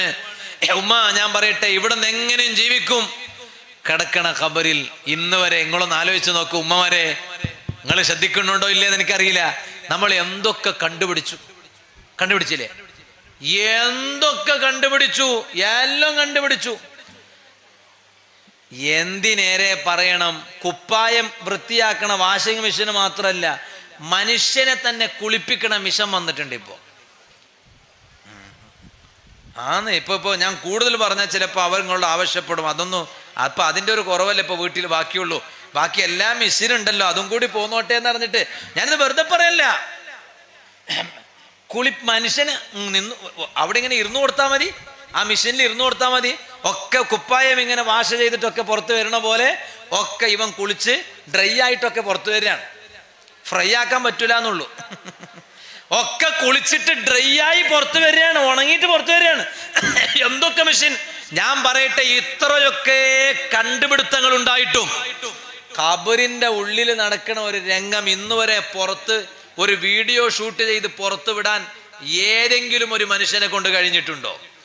എന്തൊക്കെ ടെലിസ്കോപ്പുകളും എന്തൊക്കെ കണ്ടുപിടുത്തങ്ങളാണ് റബ്ബേ, എന്തൊക്കെ കണ്ടുപിടുത്തം. അപ്പൊ നിങ്ങൾക്കൊന്നും അറിയാത്തോണ്ടെന്നല്ലോ ഇപ്പൊ ഞാൻ പറയണ്ടല്ലോ, എന്നെക്കാളും കൂടുതൽ ഇപ്പൊ പുതിയ പുതിയ കണ്ടുപിടുത്തമൊക്കെ നിങ്ങൾക്ക് അറിയില്ലേ? ഖബറിൽ നടക്കുന്ന രംഗം, ഒരു ക്യാമറമാന് അതിന്റെ ഇപ്പൊ എന്തൊക്കെ പിടിപ്പിക്കണോ, ഇതൊക്കെ എവിടെ ഇപ്പൊ സാധനങ്ങളൊക്കെ ക്യാമറ എന്തൊക്കെ പിടിപ്പിക്കണില്ലേ, എല്ലാം പിടിപ്പിക്കണോ. വീട്ടിന്റെ ഉള്ളിൽ എന്ത് നടന്നാലും ഇന്ന് വീട്ടുകാർക്ക് പുറത്ത് പ്രകടിപ്പിച്ചില്ലേ പറ്റൂല. പണ്ട് വീട്ടിന്റെ ഉള്ളിലുള്ളതൊക്കെ സ്വകാര്യമായി വെക്കാനുള്ളതാ. ഇന്നങ്ങനല്ല, വീട്ടിന്റെ ഉള്ളിൽ 4 ആള് കാണണം. പണ്ട് ആരും കാണാതെ ചെയ്യുകയാണെങ്കിൽ വീട്ടിന്റെ ഉള്ളിൽ ഒക്കെ ഉണ്ടാവുക. ഇന്നങ്ങനല്ല, ഇന്ന് എല്ലാം ബെഡ്റൂം അടക്കം പുറം നാട്ടുകാർക്ക് മൊത്തം കാണിച്ചു കൊടുക്കണം, അപ്പോഴേ ഭയങ്കര ആളുണ്ടാവുള്ളൂ കൂടെ. ഇത്തരെല്ലാം ഉണ്ടായിട്ടും ഞാൻ ചോദിക്കട്ടെ, ഒരു ക്യാമറമാൻ ആരെങ്കിലും പോയി ഇന്ന് വരെ ഒരു മയ്യത്തിന്റെ കൂടെ ഖബറിൽ കടന്നിട്ടുണ്ടോ? ഒക്കെ അത് ഒപ്പിച്ചു പിടിപ്പിക്കാൻ. ലോകത്ത് എന്തൊക്കെ ഒപ്പിയെടുക്കാൻ പറ്റിയ ക്യാമറകളും വീഡിയോ പിന്നെ വസ്തുക്കളാണ് ഉള്ളത്. പക്ഷേ ഖബറിൽ നടക്കുന്ന സംഭവങ്ങൾ ഒപ്പിയെടുക്കാൻ പറ്റിയത് ഇന്ന് വരെ കണ്ടുപിടിക്കാൻ ഒരു സയന്റിസ്റ്റിനും കഴിഞ്ഞിട്ടില്ല, കഴിയുകയുമില്ല അത്. എന്നാ ഉമ്മ അങ്ങനെയുള്ള ഒരു ലോകത്ത് പോയി കിടക്കാനുള്ളതാണ് എനിക്കും നിങ്ങൾക്കും. അള്ളാഹു സ്വസ്ഥമായി കിടക്കാൻ ഭാഗ്യം തരട്ടെ. അതിന് എന്തെങ്കിലും ഒന്ന് ചെയ്തു വെച്ചിട്ടുണ്ടോ ഉമ്മ? ചെയ്തു വെച്ചിട്ടുണ്ടോ എന്തെങ്കിലും? അത് എപ്പോഴും ആകാലോ, ഇപ്പോഴും ആകാലോ. ഈ വാള് കഴിഞ്ഞിട്ട് ജീവനോടെ തിരിച്ചു പോകുമെന്ന് ഉറപ്പുള്ള എത്ര ആണുങ്ങൾ എത്ര പെണ്ണുങ്ങൾ ഈ സദസ്സിലുണ്ടെന്ന് കൈപൊക്കട്ടെ നോക്കട്ടെ. പൊക്കിയാ ചിലപ്പോ അയാളെ മയ്യത്തായിരിക്കും ഞങ്ങൾക്ക് പണി കിട്ടുക. അള്ളാഹു ഭാഗ്യം തരട്ടെ. എന്തായിനാ നിങ്ങൾ എന്ത് മനുഷ്യന്മാരെ, എല്ലാത്തിനും ആമീൻ പറയുന്നേ. അള്ളാഹു ആരോഗ്യമുള്ള ദീർഘായുസ് തരട്ടെ. അതപ്പൊ ഞാൻ പറഞ്ഞത് ചിന്തിച്ചിട്ടല്ല ആമീൻ പറയാ, ടേന്ന് കേട്ടാ മതി, ആമീൻ അങ്ങ് പറഞ്ഞോളണം. അങ്ങനെ ഇപ്പൊ തിയറിയാണ്. ഞാനിത് വെറുതെ പറയല്ല, അങ്ങക്ക് ദേഷ്യമൊന്നും വരണ്ട. അള്ളാഹു സന്തോഷം തരട്ടെ, ഞങ്ങൾക്കിടയിൽ അള്ളാഹു നല്ല സ്നേഹം ഐക്യമൊക്കെ നിലനിർത്തി തരട്ടെ. ഞാൻ പറഞ്ഞു വന്നത് കണ്ട, ഒറ്റൊരുത്തൻ കൈപൊക്കിയില്ല, ഒരു ഉമ്മയും കൈപൊക്കിയില്ല. എന്താ കാരണം? ധൈര്യം ഇല്ല, ഉറപ്പാണ്. നമുക്കിവിടുന്ന് ചോദിക്കാം, അല്ലാഹുവേ ഞങ്ങൾക്കൊന്ന് വേഗം മരിക്കാൻ താല്പര്യമല്ല. ഉണ്ടോ? വേഗം മരിക്കാൻ താല്പര്യമുള്ളൊന്നും കൈപൊക്ക് നോക്കട്ടെ. ഒന്ന് കൈ ചുംബിക്കാനാണ്, വേറൊന്നുമല്ല. ഒറ്റൊന്നിനും താല്പര്യമില്ല, എനിക്കും താല്പര്യമില്ല. നിങ്ങൾക്കുള്ളത്ര താല്പര്യവും എനിക്കില്ല. അള്ളാഹു ഞങ്ങൾക്കൊക്കെ നല്ല ആരോഗ്യത്തോടെയുള്ള ദീർഘായുസ് നൽകട്ടെ. എന്നാൽ മരിച്ചു കിടക്കണ ഖബറിലോട്ട് കൊണ്ടുപോകാൻ എന്തെങ്കിലും ഒന്ന് വേണ്ടേ? എന്താപ്പ കൊണ്ടുപോവാ? അപ്പൊ അതുകൊണ്ട് ഒരു പള്ളി ഉമ്മ നിങ്ങളോടപ്പ, ഞാൻ ഇവരോടൊന്നും ഇന്ന് പറയണില്ല, നിങ്ങളോടാ ഞാൻ പറയണേ. ഒരു പള്ളി ഫുള്ളായി ഉണ്ടാക്കി കൊടുത്ത എത്ര ആളുകളുണ്ട്. UAE പോയവർക്കറിയാം, ഷാർജയില് ഒരു റൗണ്ട് അബൌട്ടില് 4 പള്ളി, ഒരേ രൂപത്തിലുള്ള 4 പള്ളി. ഒന്ന് അപ്പുറത്തെ റോഡരികിൽ 2, ഇപ്പുറത്തെ റോഡരികിൽ 2. നാളെ കാസർഗോഡ് ജില്ലയിൽ ഒരു സ്ഥലത്ത് വാതിന് ചെന്നു. ഏകദേശം 4.5 കോടി രൂപയുടെ പള്ളിയാണ്. ഒറ്റ ഒരു മനുഷ്യന് ആ പള്ളി കെട്ടിച്ചു കൊടുത്തു. ഞാൻ പറയട്ടെ, എല്ലാവർക്കും അത് കഴിഞ്ഞോണമെന്നില്ല. എന്നാലും സഹായം ചിലപ്പോൾ ഒരു മനുഷ്യൻ ഒരു പള്ളി ഉണ്ടാക്കി കൊടുത്തതിനേക്കാളും അള്ളാന്റെ അരികിൽ ഏറ്റവും വലിയ സഹായം ഒന്നുമില്ലാത്ത നിങ്ങളെപ്പോലെയുള്ള ആളുകൾ അല്പാൽപ്പം കൊടുത്തിട്ടുണ്ടായ പള്ളിയായിരിക്കും. എന്തുകൊണ്ട്? അത് ഓരോരുത്തൻ്റെയും സാമ്പത്തിക ശേഷി അനുസരിച്ചാണ് സ്വതക്കയുടെ മഹത്വം കൊടുക്കുക. ഇഷ്ടം പോലെ പണമുണ്ട്, ഉള്ള പൈസ എന്താക്കണം തോന്നുന്നില്ല. അങ്ങനെ ഉണ്ടല്ലോ ചില മനുഷ്യന്മാർ, എന്താ ചെയ്യാൻ തോന്നുന്നില്ല. അപ്പൊ എന്തെങ്കിലും ചെയ്യാന്ന് പറഞ്ഞിട്ട് അതല്ല, പൈസ ഇഷ്ടം പോലെ ഒന്നുമില്ല, ആവശ്യത്തിന് തന്നെ പൈസയില്ല.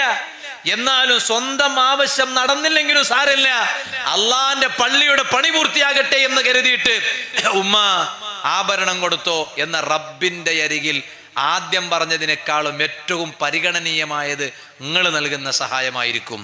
അതുകൊണ്ട് എന്താ കിട്ടാൻ പോവാ? മരിച്ചിട്ട് ഖബറിൽ കിടക്കുമ്പോൾ ആ ഖബറിലോട്ട് വെളിച്ചം ഖിയാമം നാൾ വരെ ഉണ്ടാകും. അള്ളാഹു ഭാഗ്യം തരട്ടെ.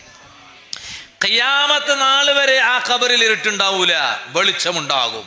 പുനർജന്മം വരെ വെളിച്ചമുണ്ടാകും. ഒരു സംശയമില്ല. അമ്മ ഖബർ എന്ന് പറഞ്ഞ ഇല്ലാത്തതല്ല.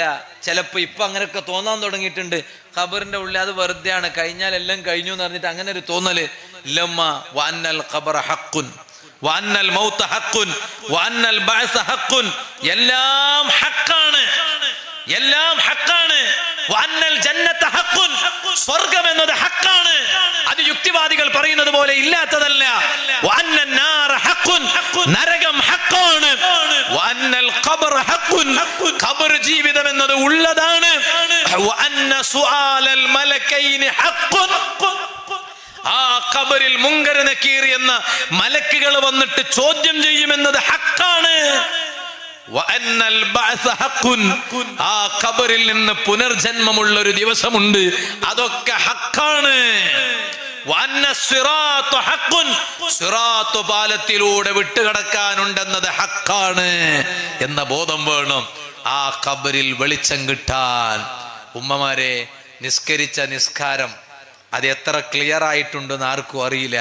അതേ സമയത്ത് ഈ കൊടുത്ത സഹായം ഒരു നീയത്ത് വെച്ചു കൊടുത്തോ, വേറൊന്നും ചിന്തിക്കണ്ട. റബ്ബേ, ഞാൻ ഈ 1 പവൻ സ്വർണം കൊടുക്കുന്നത്, അല്ലെങ്കിൽ അരപ്പവൻ, കാപ്പവൻ, അല്ലെങ്കിൽ ഒരു മോതിരമെങ്കിലും ഈ പള്ളിയുടെ പണി പൂർത്തീകരണത്തിന് വേണ്ടി ഞാൻ ഈ കൊടുക്കുന്നത്, അല്ലാ ഞാൻ അങ്ങ് മരിച്ചിട്ട് ഖബറിൽ കിടന്നാൽ ആരുണ്ടുമ്മ തിരിഞ്ഞു നോക്കാൻ?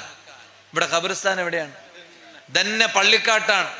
ഈ ഖബറിസ്ഥാനില് എപ്പോഴും സിയാറത്ത് ചെയ്യുന്ന ഏതെങ്കിലും ഒരു ഖബറുണ്ടോ? എന്നും സിയാറത്ത് നടക്കണ ഏതെങ്കിലും ഒരു ഖബറുണ്ടോ? ഏതെങ്കിലും ഒരു ബാപ്പാന്റെ ഖബറുണ്ടാവോ? ഒരു ഉമ്മാന്റെ ഖബറുണ്ടാവോ? എപ്പോഴും എന്നും അല്ല. ഇതിലൂടെ ഇങ്ങനെ പോകുമ്പോ ഫാത്തിഹ ഓതി അദ്യ ചെയ്യണവരുണ്ടാവും, ഇല്ല എന്നല്ല.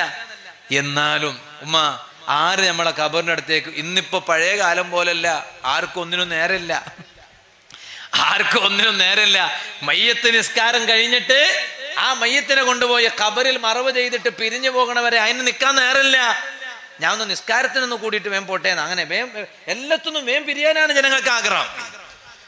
ഒറ്റ കീറാത്ത് മതി, 2 കീറാത്തൊന്നും വേണ്ട എന്ന് പറഞ്ഞിട്ട് പള്ളിയിൽ നിന്ന് നിസ്കരിച്ചിട്ട് അങ്ങ് പിരിഞ്ഞു പോവാണ്. എന്താ തിരക്കാണ് അല്ലേ? അതേപോലെ വെള്ളിയാഴ്ച ജുമാ നിസ്കാരത്തിന് ശേഷം എത്ര ആളാണ് മണ്ടി അങ്ങ് രക്ഷപ്പെടാൻ നോക്കുക. സുബ്ഹാനല്ലാഹ്, ഓടുന്ന ഓട്ടം കണ്ടാൽ മനസ്സിലാക്കണം ഭൂകമ്പം വല്ലതും ഇപ്പൊ നടക്കുകയാണോ റബ്ബെ ഇവിടുന്ന് കഴിച്ചിലാവാൻ വേണ്ടിയാണ്. 33 സുബ്ഹാനല്ലാഹ്ക്ക് നേരല്ല, 33 അൽഹംദുലില്ലാഹ്ക്ക് നേരല്ല, 34 അല്ലാഹു അക്ബർക്ക് നേരല്ല. അങ്ങനത്തെ കാലാണ്. കടയിൽ ഇങ്ങനെ ഇരുന്നിട്ട് ഒരാൾ വന്നു, പഞ്ചസാര വാങ്ങാൻ വന്നപ്പോ ഇയാളിങ്ങനെ പഞ്ചസാര ഒക്കെ പാക്ക് ചെയ്ത് കൊടുക്കുകയാണ്. അപ്പോഴും ഈ ഷോപ്പിലുള്ളവന്റെ നോട്ടം വേറെ സ്ഥലത്തേക്കാണ്. എന്താ കാരണം? അവിടെ എന്തോ നടക്കണമെന്ന്, മറ്റുള്ളവന്റെ എന്താണെന്ന് അറിയണ താല്പര്യമാണ് ഇന്നിപ്പോ. ഇവിടെ പഞ്ചസാര പാക്ക് ചെയ്യുമ്പോൾ പോലും എന്താ കച്ചവടത്തിൽ വർക്കത്തില്ലാത്ത? കച്ചവടത്തിൽ വർക്കത്തില്ലാത്ത എന്താ? പഴയ കാലത്ത് ചെറിയ ഒരു തട്ടുകടയാണെങ്കിലും അതിൽ വലിയ വർക്കത്തുണ്ടായിരുന്നു. ഇന്നെന്താ? ഇന്നിവിടെ പാക്ക് ചെയ്യുമ്പോഴും അപ്പുറത്തെ ഷോപ്പിലേക്ക് ഇങ്ങനെ നോക്കുക, അവിടെ എന്താ നടക്കണേന്ന്. മറ്റുള്ളവന്റെ സ്വകാര്യതയിലേക്ക് എത്തി നോക്കണ കാലാണ്. ഞാനിത് വെറുതെ പറയല്ല, ബർക്കത്തുകൾ കുറഞ്ഞു. അതുകൊണ്ട് ഉമ്മ, എന്റെ ഖബറിലേക്ക് അവൻ വരും, ഇവൻ വരും, മക്കള് വരണം. പക്ഷെ ഇന്നത്തെ മക്കളെ അവസ്ഥ അറിയില്ലേ? അല്ലാഹു ഞങ്ങളെ മക്കളെ നന്നാക്കി തരട്ടെ. എല്ലാരും ആമീൻ പറയും, മക്കളെ അല്ലാഹു നന്നാക്കി തരട്ടെ. ആരും വലിയ പ്രതീക്ഷ ഒന്നും ആർക്കും വേണ്ട. ഒരു കാര്യം പറഞ്ഞിട്ട്, ഞാൻ വലിയ പ്രതീക്ഷ വെച്ച് നടക്കണവൻ ആരാണോ അവന്റെ മക്കളാണ് നമ്പർ 1 തെമ്മാടിയാകണത്. അള്ളാഹു നന്നാക്കി തരട്ടെ. ഞാനിത് വെറുതെ പറയല്ല. ചില കുട്ടികളെ തെറ്റുകളെങ്കാലും കണ്ടിട്ട് ആ കുട്ടിന്റെ ഉമ്മാനോടും ബാപ്പാനോടും പോയിട്ട് പറഞ്ഞാലുണ്ടല്ലോ, അവരൊരു റിപ്ലൈ ഉണ്ട്. കാണാത്തത് പറയല്ലോ കേട്ടോ, കണ്ടത് പോയിട്ട് മെല്ലെ പറഞ്ഞു, അജരെ നിങ്ങളോട് എനിക്ക് വലിയ സ്നേഹമാണ്, നിങ്ങളെ റൂട്ടിൽ തന്നെ നിങ്ങളെ മോനും മോളൊക്കെ വരണമെന്ന് ആഗ്രഹിക്കണ. എൻ്റെ മക്കൾ ഏതായാലും പഴിച്ചുപോയി, അങ്ങനെ വേണം പറയാം. എന്നാലും നിങ്ങളെ റൂട്ടിൽ തന്നെ നിങ്ങളെ മക്കൾ വരണം. അതുകൊണ്ട് അജരെ നിങ്ങളെ മകന്റെ ഭാഗത്തുനിന്ന് അനിഷ്ടകരമായ ഒന്ന് ഞാൻ കണ്ടു പോയതാ, എനിക്ക് മാപ്പ് ചെയ്യണം, ഒന്ന് ഓനെ വിളിച്ച് നിങ്ങൾ ഉപദേശിക്കണേ. അന്ന് മുതൽ ഈ പറഞ്ഞ ആളോട് ഈ ആചാർക്ക് വൈരാഗ്യാണ്. പിന്നെ അയാളെ മുഖത്തേക്ക് തിരിഞ്ഞു നോക്കൂല. എൻ്റെ മോനെ കുറിച്ച് ഇല്ലാത്തത് പറഞ്ഞതാണ്, അങ്ങനെ ഒന്നുണ്ടോന്ന് മൂപ്പർ അന്വേഷിക്കാനും പോലും പോയിട്ടില്ല. എൻ്റെ മോനെ കുറിച്ച് ഇല്ലാത്തത് പറഞ്ഞാണ് എന്നൊക്കെ പറഞ്ഞു. എന്നാ അങ്ങനെ ഏറ്റവും കൂടുതൽ പ്രതീക്ഷ വെച്ചുള്ളവരുണ്ടല്ലോ, അവരേറ്റവും കൂടുതൽ പേടിക്കണേ. അള്ളാഹു നമ്മളെ മക്കളെ നന്നാക്കി തരട്ടെ. ഞാൻ നിർത്താണ്, ഞാൻ പറയട്ടെ ഉമ്മ. അതുകൊണ്ട് മകൻ വരുന്നു, മകള് വരുന്നു, പിന്നെ ഭർത്താവ് വരുന്നു, മറ്റവൻ വരുന്നു, അതൊക്കെ വരട്ടെ, നമുക്ക് സന്തോഷമേ ഉള്ളൂ. അള്ളാഹു നമ്മുടെ ഖബറുകൾ അങ്ങനെ ആക്കി തരട്ടെ. പക്ഷെ എന്നാലും നമുക്ക് സമാധാനിക്കാലോ ഉമ്മ, ഒരു പ്രതീക്ഷ വെക്കാലോ. ഞാൻ എൻ്റെ ഒരു സ്വർണ്ണമോതിരമെങ്കിലും ഈ പള്ളിയുടെ നിർമ്മാണ പ്രവർത്തനം പൂർത്തീകരിക്കാൻ കൊടുത്തിട്ടുണ്ട്. അത് അങ്ങ് എന്ത് ചെയ്യുമ്പോഴും ഒരു നിയത്ത് വെക്കണേ ഉമ്മ, ഒരു നിയത്ത്. ഭക്ഷണം കഴിക്കുമ്പോൾ പോലും റിഫായി ശൈഖ് റളിയല്ലാഹു അൻഹു ഭക്ഷണം കഴിക്കുമ്പോൾ നിയത്ത് വെക്കാറുണ്ടായിരുന്നു എന്ന ചരിത്രം. നമ്മൾ ഭക്ഷണം കഴിക്കുമ്പോൾ നിയത്ത് വെക്കാറുണ്ടോ? നമ്മൾ ഭക്ഷണം കഴിക്കുമ്പോൾ ചോദിക്കല, നിയത്തല്ല. കോഴിയാണോ ബീഫാണോ മീനാണോ, ഏതാ മീന് അല്ലേ, ഇങ്ങനെ തപ്പി നോക്കുകയാണ്. അങ്ങനല്ലല്ലോ. റിഫായി ശൈഖിന്റെ നിയത്ത് എന്താ? ഭക്ഷണം കഴിക്കുമ്പോൾ നിയത്ത് എന്താ? ബിസ്മില്ലാഹിർ റഹ്മാനിർ റഹീം. ഭക്ഷണം കഴിക്കുമ്പോൾ നിയത്ത് വെക്കുന്നു റിഫായി ശൈഖ്. എന്താ നിയത്ത് എന്നറിയോ? അല്ലാ, ഞാൻ ഈ ഭക്ഷണം കഴിക്കുന്നത് നിനക്ക് ഇബാദത്ത് ചെയ്യാൻ, എനിക്ക് ആരോഗ്യമുണ്ടാകാനാണ് എന്നാണ്. അതുകൊണ്ട് എന്തിനും ഒരു നിയത്ത് വെക്കുക. അതുകൊണ്ട് നിങ്ങളെ ആഭരണം നിങ്ങൾ ഈ പള്ളി നിർമ്മാണ പ്രവർത്തന പൂർത്തീകരണത്തിന് വേണ്ടി കൊടുക്കുമ്പോൾ ഒരു നിയത്ത്, റബ്ബേ ഞാൻ ഈ മോതിരം കൊടുക്കുന്നത് ഇതിൻ്റെ സന്തോഷം മരണത്തിന് ശേഷം ഖബറിൽ കിടക്കണ സമയത്ത് ഖിയാമത്ത് നാൾ വരെ, പുനർജന്മം വരെ എനിക്കെൻ്റെ ഖബറിൽ ഇതിൻ്റെ സന്തോഷം കിട്ടണം, വെളിച്ചം കിട്ടണം. പുനർജന്മത്തിന് ശേഷം മഹ്ശറിൽ സിറാത്ത് പാലം വിട്ടുകടക്കുമ്പോൾ എനിക്ക് ഈ ചെയ്ത സ്വതക്ക കൊണ്ട് രക്ഷപ്പെടണം എന്ന നിയത്ത് വെച്ചിട്ട് കൊടുത്തോളൂ ഉമ്മമാരെ. അല്ലാഹു നിങ്ങളുടെ ഖബറിൽ വലിയ സന്തോഷം നൽകും.